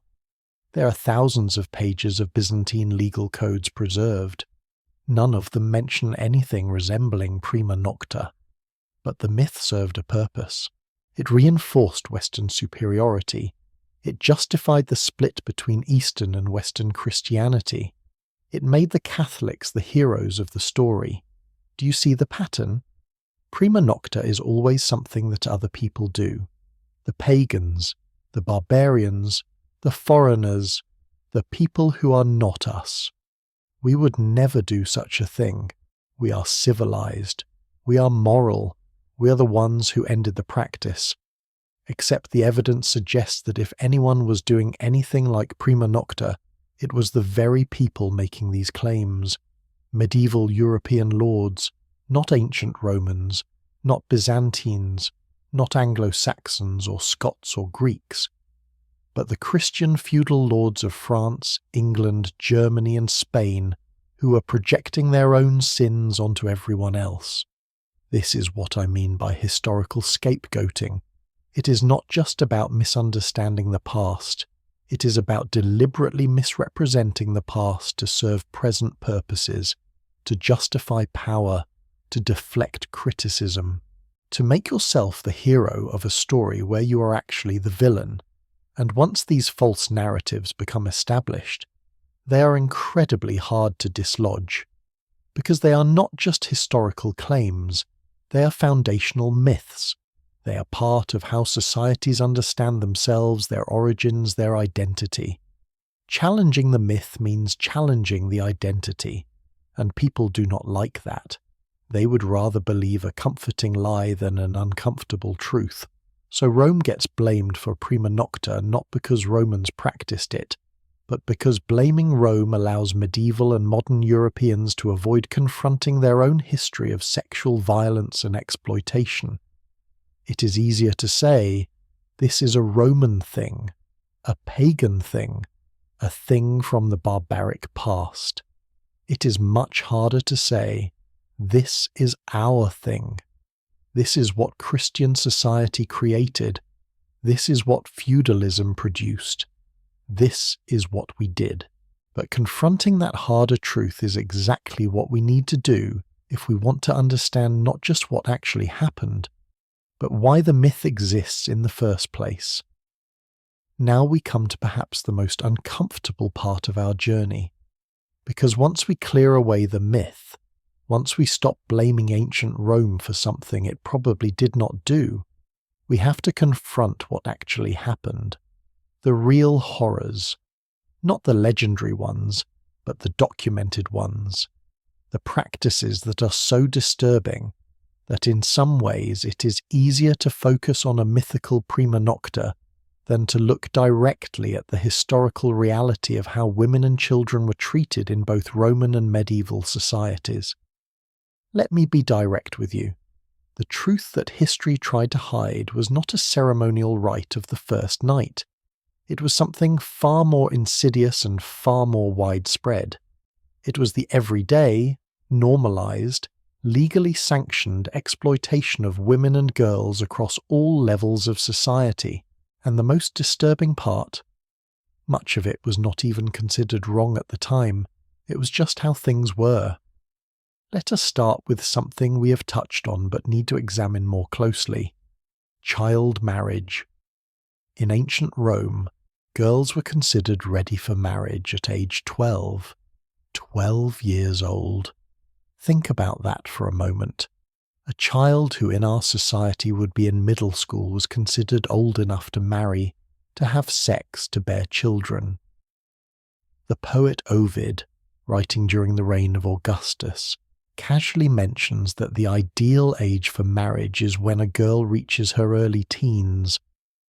The medical writer Soranus, as I mentioned earlier, argued that girls should wait until at least 15 for health reasons. Not because 12 was morally wrong, not because children could not meaningfully consent, but because their bodies were not fully developed and pregnancy was dangerous. This was not a fringe practice. This was mainstream Roman society. We have tomb inscriptions commemorating girls who died at 13 or 14 in childbirth. We have marriage contracts for 12-year-olds. We have letters from fathers arranging marriages for daughters who had just reached puberty. And medieval Europe? Just as bad, often worse. Noble families would betroth children even younger, sometimes as infants, to secure political alliances. The actual marriage and consummation might be delayed until puberty, but not always. There are documented cases of girls being married and bedded at ages we would now recognise as criminal child abuse. King Richard II of England married Isabella of Valois when she was 6 years old. He was 29. They did not consummate the marriage immediately, but the intent was clear. As soon as she was physically capable, she would be expected to fulfill her marital duties. She was 6 years old when this arrangement was made. St. Thomas Aquinas, one of the most influential Christian theologians, argued that girls reach the age of consent at 12 and boys at 14. This was not controversial. This was accepted church doctrine. The age of consent in most of medieval Europe was set at 12 for girls, and this remained the case in many places well into the modern era. England did not raise the age of consent above 12 until 1875. 1875.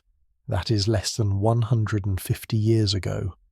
American states varied, but many had age of consent laws at 10 or 12 years old in the 1800s. Delaware's age of consent was 7 until 1930. Let that sink in. 7 years old, in the 20th century, in America. So when we talk about what history tried to hide, we're not talking about a legendary prima nocta. We're talking about the systematic sexual exploitation of children that was legal, accepted, and practiced for thousands of years. That is the uncomfortable truth. That is what actually happened. But it gets worse, because at least in marriage there was some legal recognition of the relationship, some obligation on the husband's part to provide for his child bride. But what about enslaved girls? What about servants? What about the powerless? In Rome, as we discussed, enslaved people had no legal protection against sexual violence. A master could rape an enslaved girl of any age with complete impunity. She could not refuse. She could not report it. She could not seek justice. And any children born from that rape were themselves enslaved, perpetuating the cycle. The scale of this is hard to comprehend. Historians estimate that at the height of the Roman Empire, between 20 and 30% of the population was enslaved. That is millions of people, millions of women and girls with no bodily autonomy, no legal protection, no recourse against assault. And this was not hidden. This was not shameful. Roman men wrote letters casually mentioning their sexual relationships with enslaved people. They joked about it in literature. They referenced it in legal disputes over property. It was completely normalized. Medieval Europe did not have slavery on the same scale, but it had serfdom. And while serfs had some legal rights that enslaved people lacked, they were still vulnerable to exploitation by their lords. A lord who raped a serf woman might face social disapproval. He might be criticized by the church. But legal consequences? Rarely. The power imbalance was too great. And then there were servants. Young girls, sometimes as young as 7 or 8, sent to work in wealthy households, legally free but practically powerless, dependent on their employers for food, shelter, wages. If the master or his sons made advances, what could these girls do? Refuse and lose their position? Report it and be called a liar? They were trapped. We have court records from medieval England documenting cases of masters impregnating their servants. Sometimes the girl was thrown out to starve. Sometimes the master paid a fine and life continued. Sometimes, if the girl was lucky, the master would provide some minimal support for the child. But the girl's life was ruined either way. She was damaged goods now, unmarriageable, her prospects destroyed. This is the pattern we see throughout history. Not dramatic, ceremonial violations like prima nocta, but quiet, everyday exploitation. Men in power taking advantage of women and girls who had no power, and society, rather than protecting the victims, blamed them. The girl should not have been alone with him. She should not have tempted him. She probably wanted it. She is lying for attention or money. These are the same victim-blaming narratives we still hear today, by the way. They did not originate in modern times. They have been used for thousands of years to excuse sexual violence and protect perpetrators. But here is what really disturbs me. All of this was legal. It was not even transgressive. If a Roman man wanted to have sex with his 12-year-old slave, he could. If a medieval lord wanted to coerce a 14-year-old servant, he could. If a Renaissance merchant wanted to marry his business partner's 11-year-old daughter, he could. Society might judge the details, might gossip about specific cases, but the fundamental practice was accepted. Compare that to prima nocta. Even in the stories where it supposedly existed, it was presented as shocking, as an abuse of power, as something that required justification or payment or symbolic substitution. Even as a myth, prima nocta was understood to be wrong. But child marriage, rape of enslaved people, sexual exploitation of servants and dependents, those were just facts of life, normal, unremarkable, not even worth mentioning in most historical records because they were so common. This is what I mean when I say the real horror is worse than the myth. The myth is dramatic, it is specific, it is something you can point to and say, that was terrible. But the reality is diffuse, it is everywhere, it is baked into the social structure, and it is much, much harder to confront. Let me tell you about one more aspect of this that often gets overlooked: marital rape. We have already mentioned that medieval law did not recognize this as a crime, but let us think about what that meant in practice. A woman married at age 12 or 13 to a man she had never met. She had no choice in the marriage, she had no ability to refuse her husband, and he had legal and religious authority to demand sex whenever he wanted, regardless of her feelings, her health, or her consent. Imagine being that girl. Imagine the wedding night we described in such detail earlier. All those rituals, all that protection against evil spirits, but no protection against your husband. No one to say, she is too young, she is too scared, she is not ready. The ritual ends, the doors close, and you are alone with a stranger who owns you. The medical consequences were severe. Girls who became pregnant before their bodies were fully developed faced extraordinarily high rates of complications. Obstructed labour, fistulas, which are tears between the vagina and bladder or rectum that cause permanent incontinence, hemorrhage, death.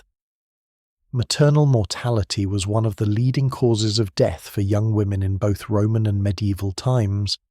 Many of those deaths were girls who were married and impregnated too young. We have medical texts from ancient Rome and medieval Europe documenting these problems. Physicians knew that early pregnancy was dangerous. They wrote about it. They recommended waiting.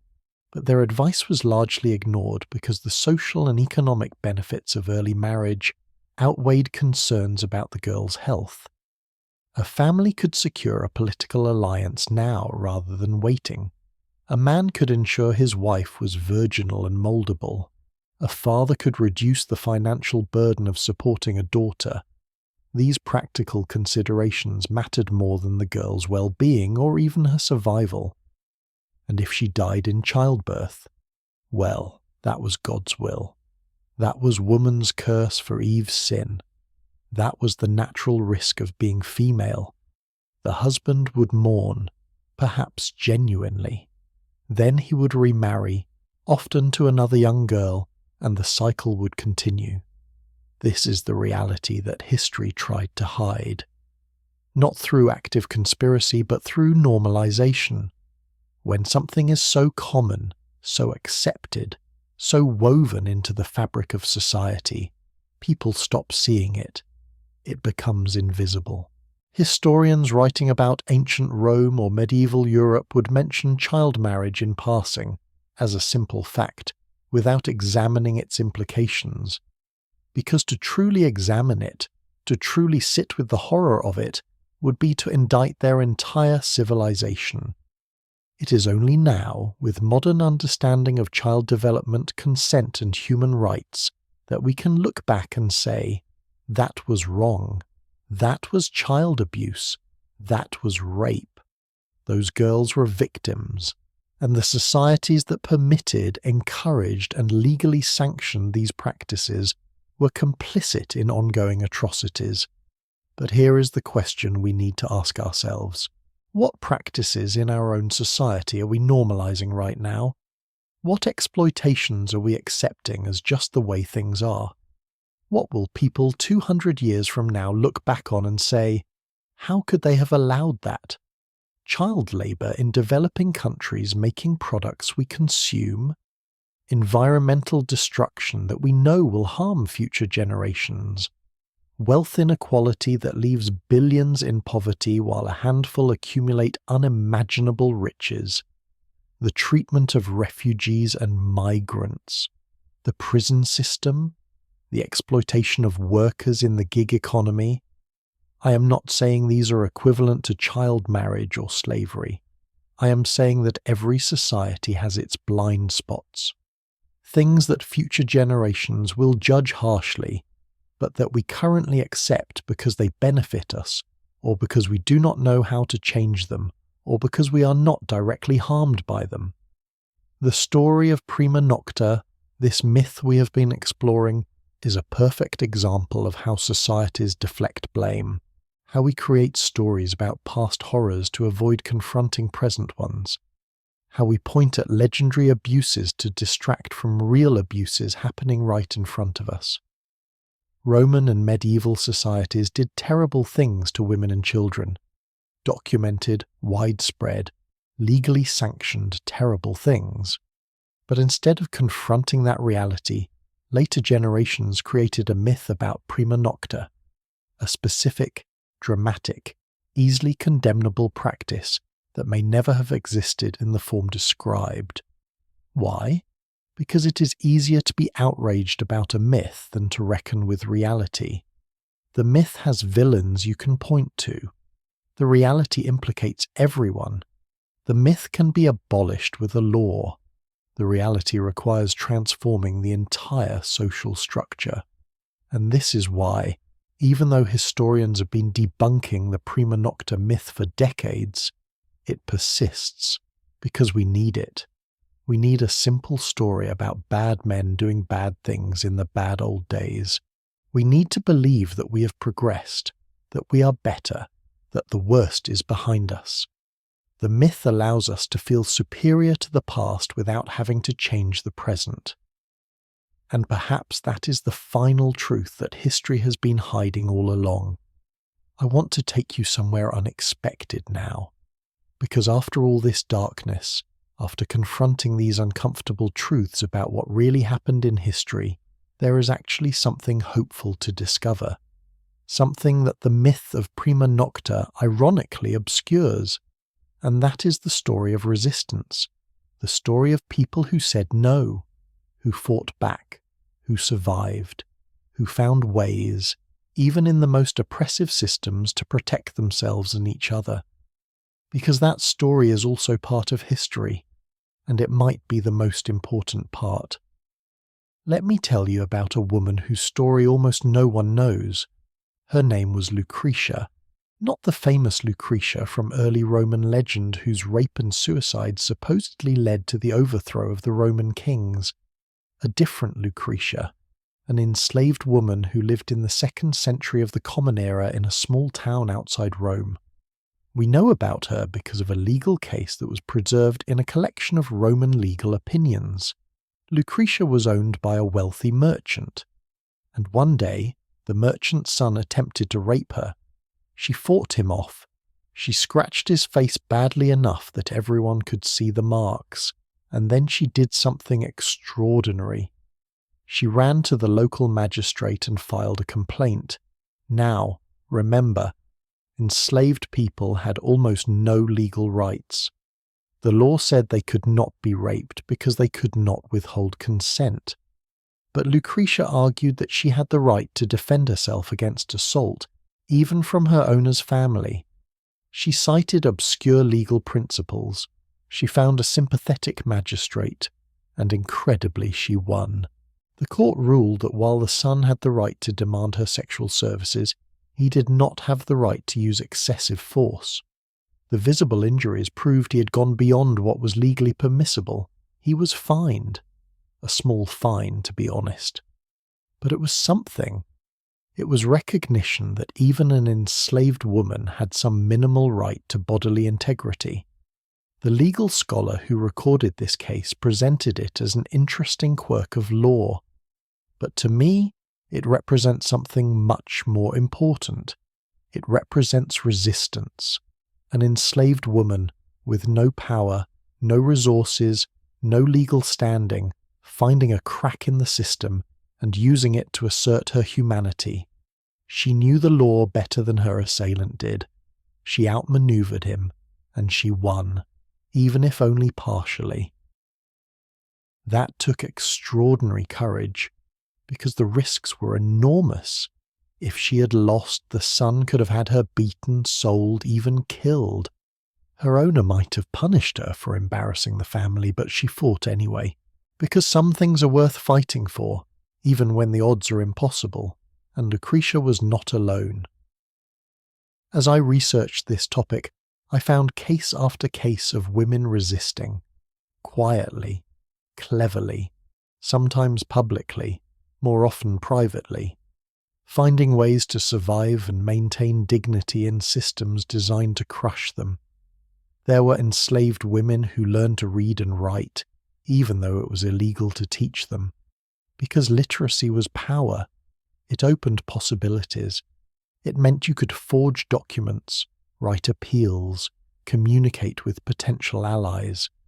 Education was resistance. There were peasant women who developed networks of protection, communities where women would travel in groups, where they would warn each other about dangerous men, where they would hide girls when threats appeared. These informal systems of mutual aid were resistance. There were noble women who used their positions to protect lower status women, who intervened when they saw abuse, who provided sanctuary in convents, who used their influence with powerful men to advocate for change. Their privilege did not excuse the system, but some used it responsibly. That was resistance too. And there were women who simply survived, who endured unimaginable trauma and still raised children, maintained households, found moments of joy and love and connection. Survival itself, in a system trying to break you, is a form of resistance.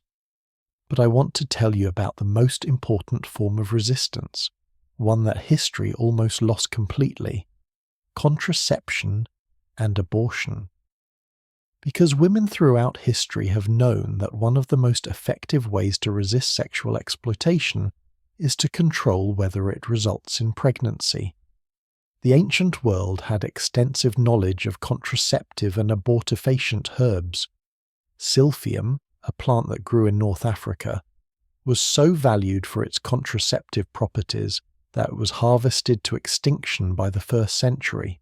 The heart shape we now associate with love and romance, that may actually be the shape of silphium seeds. Our symbol of love might originate from a contraceptive plant. Pennyroyal, rue, juniper, various other herbs were known to prevent or end pregnancy.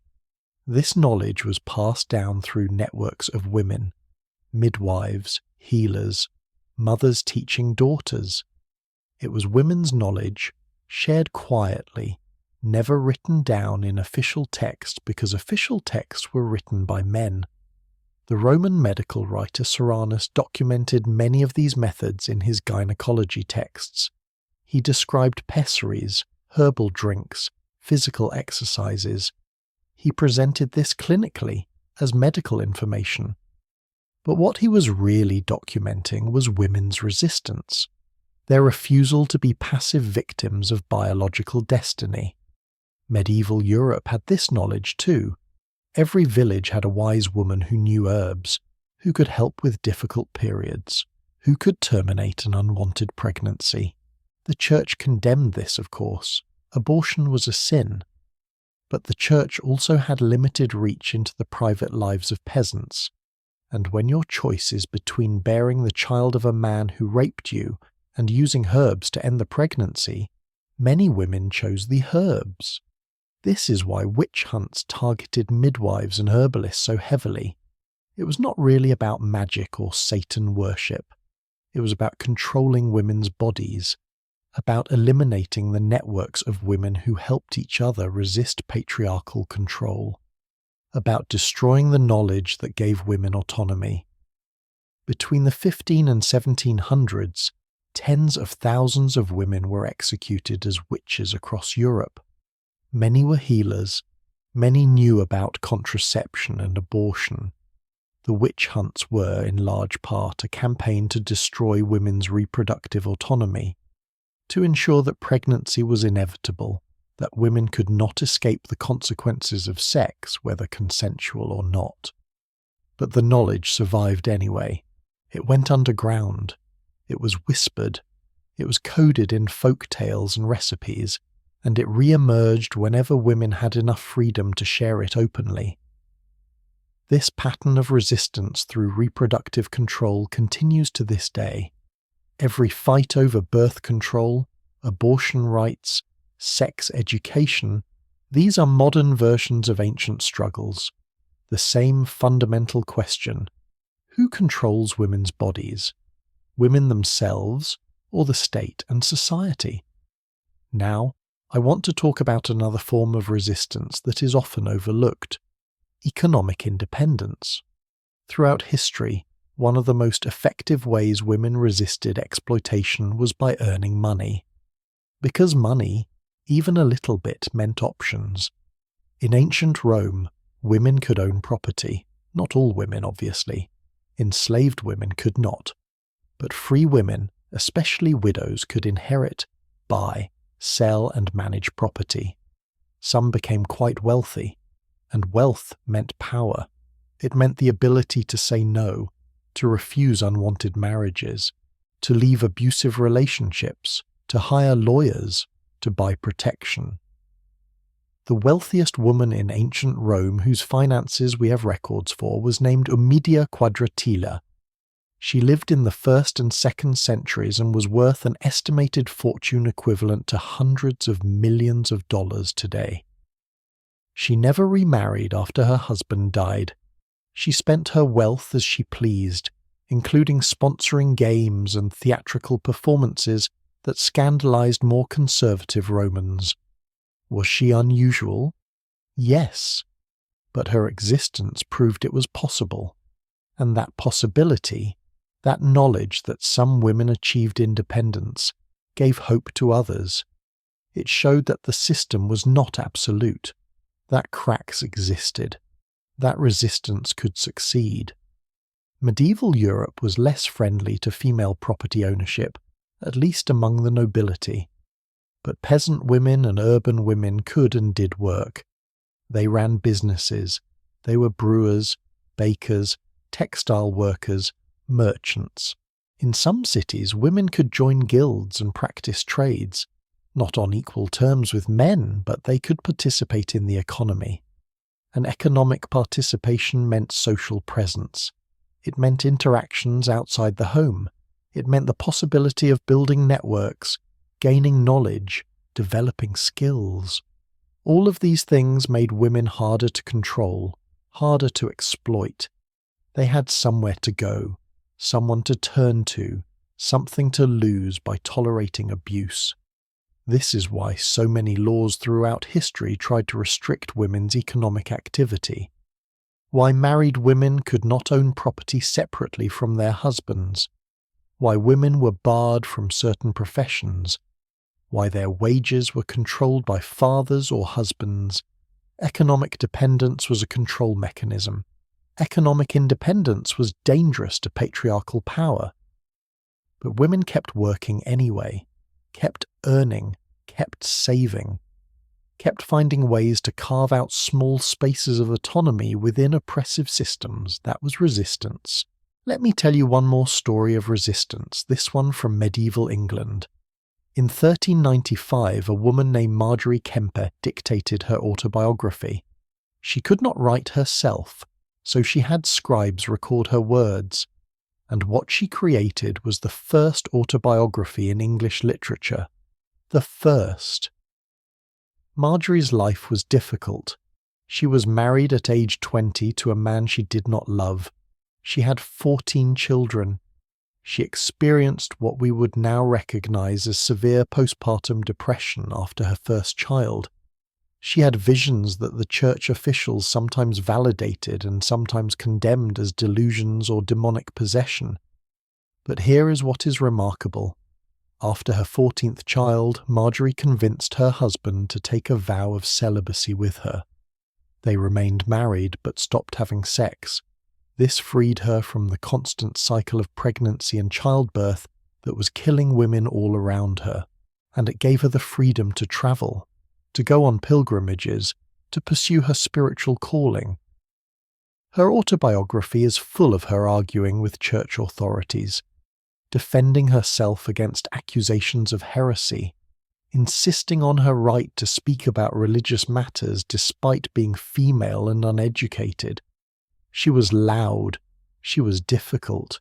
She cried during church services so loudly that people complained. She did not fit any acceptable model of female behavior, and yet she survived. She wrote her story. She made herself heard. 700 years later, we are still reading her words. That is resistance. That is refusing to be erased. These stories, these individual acts of courage and defiance and survival, they do not change the fact that the systems were oppressive. They do not erase the suffering. They do not make everything okay. But they remind us that even in the darkest times, people resist. People fight. People refuse to be reduced to victims. And this is something the myth of prima nocta completely obscures. The myth presents women as passive objects, things that happen to, not people who act. The bride in the prima nocta story has no agency.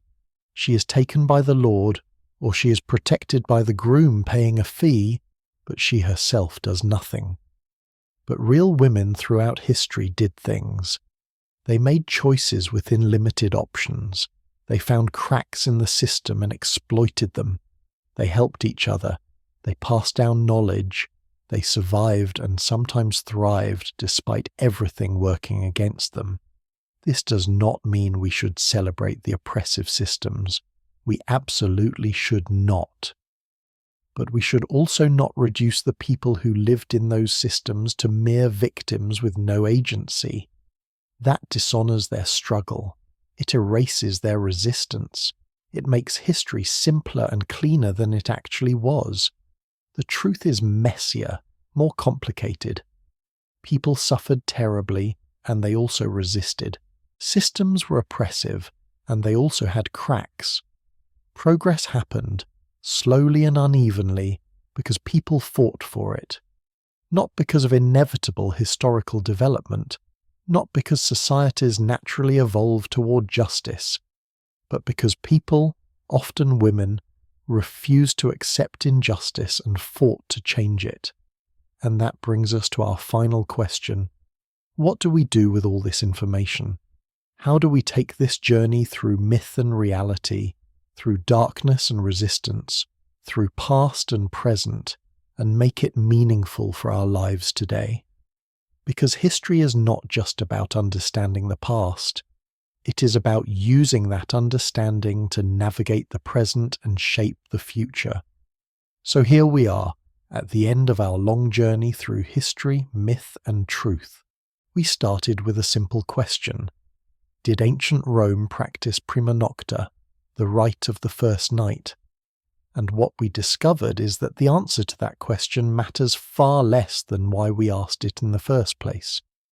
Because the story of prima nocta is not really about ancient Rome or medieval Europe. It is about us, about how we understand power, how we construct narratives about the past, and how we use those narratives to make sense of our present. Let me bring this all together for you, because I think there are some profound lessons here that go way beyond historical curiosity. Lessons about truth, about power, about resistance, and about how we can be better, more thoughtful people in our own time. First lesson: myths persist not because they are true, but because they are useful. Prima nocta probably never existed as a widespread legal practice. The evidence simply is not there. But the myth endures because it serves so many purposes. It allows us to feel superior to the past. It gives us a simple villain to condemn. It provides ammunition for political arguments. It crystallizes complex issues about power and consent into a single, visceral image. And this is true of so many historical myths. We cling to them because they give us narratives we need. They make history comprehensible. They provide moral clarity in an ambiguous world. But the cost of these myths is truth, and truth matters. Not because the past is somehow sacred, but because understanding what actually happened is the only way to understand why things are the way they are now. When we believe false stories about the past, we misdiagnose the present. We look for the wrong solutions. We fight the wrong battles. If we believe that sexual exploitation was caused by a specific legal right that was abolished, we miss the deeper truth that sexual exploitation is caused by power imbalances that still exist. We celebrate the abolition of a practice that never existed while ignoring ongoing abuses that are actually happening. Second lesson: the real horrors of history are often more mundane than the legendary ones. Prima nocta, if it existed, would have been dramatic, ceremonial, specific, something you could point to and say, that is evil. But the actual evils of Roman and medieval society were everyday things: child marriage, rape of enslaved people, economic exploitation, legal powerlessness. These things did not make for dramatic stories. They were just how life was. and this is true today as well. The greatest injustices in our world are often not the spectacular crimes that make headlines.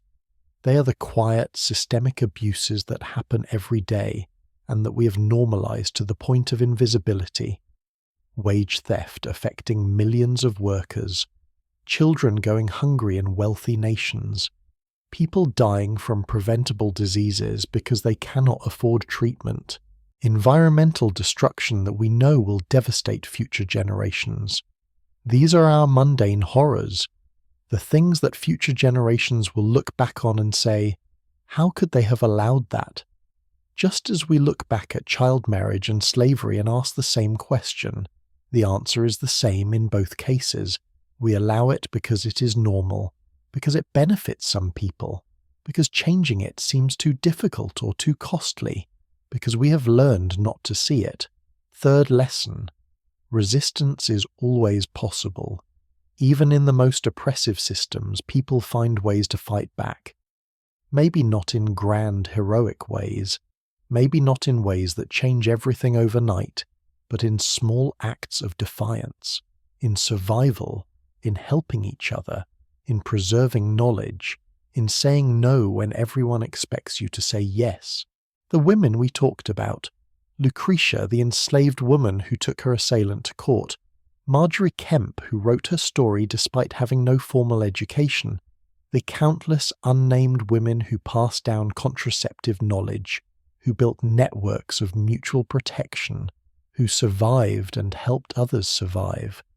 They did not end patriarchy. They did not overthrow slavery or feudalism, but they resisted, and their resistance mattered. This gives me hope, because if people in far more oppressive circumstances than most of us face today could still resist, still maintain their dignity, still fight for small improvements, then we have no excuse for passivity. We have resources they never had, legal rights they could not imagine, technologies that amplify our voices, the ability to organize across vast distances. If an enslaved woman in ancient Rome could fight for her rights using obscure legal arguments, what can we do with all the advantages we possess? If medieval peasants could organize revolts that sometimes succeeded against impossible odds, what can we accomplish when we work together? Fourth lesson: truth is complicated, but it is always worth seeking. It would be easier to just believe the myth of prima nocta. It is a cleaner story. Clear villains, clear victims, clear moral. But reality is messier. Some lords probably did commit sexual violence, but it was criminal abuse of power, not legal right. Some symbolic rituals existed that referenced the idea, but they were probably not actual consummation. Some payments were extracted, but they were more likely economic exploitation than sexual tribute. The truth is that we cannot point to a single practice called prima nocta and say, this happened everywhere for centuries. What we can say is that powerful men throughout history have abused their power in sexual ways, that this abuse has taken many forms, that societies have been complicit by failing to protect the vulnerable, and that even within these oppressive systems people resisted and sometimes succeeded in making things better. That is a more complicated story. It is harder to tell.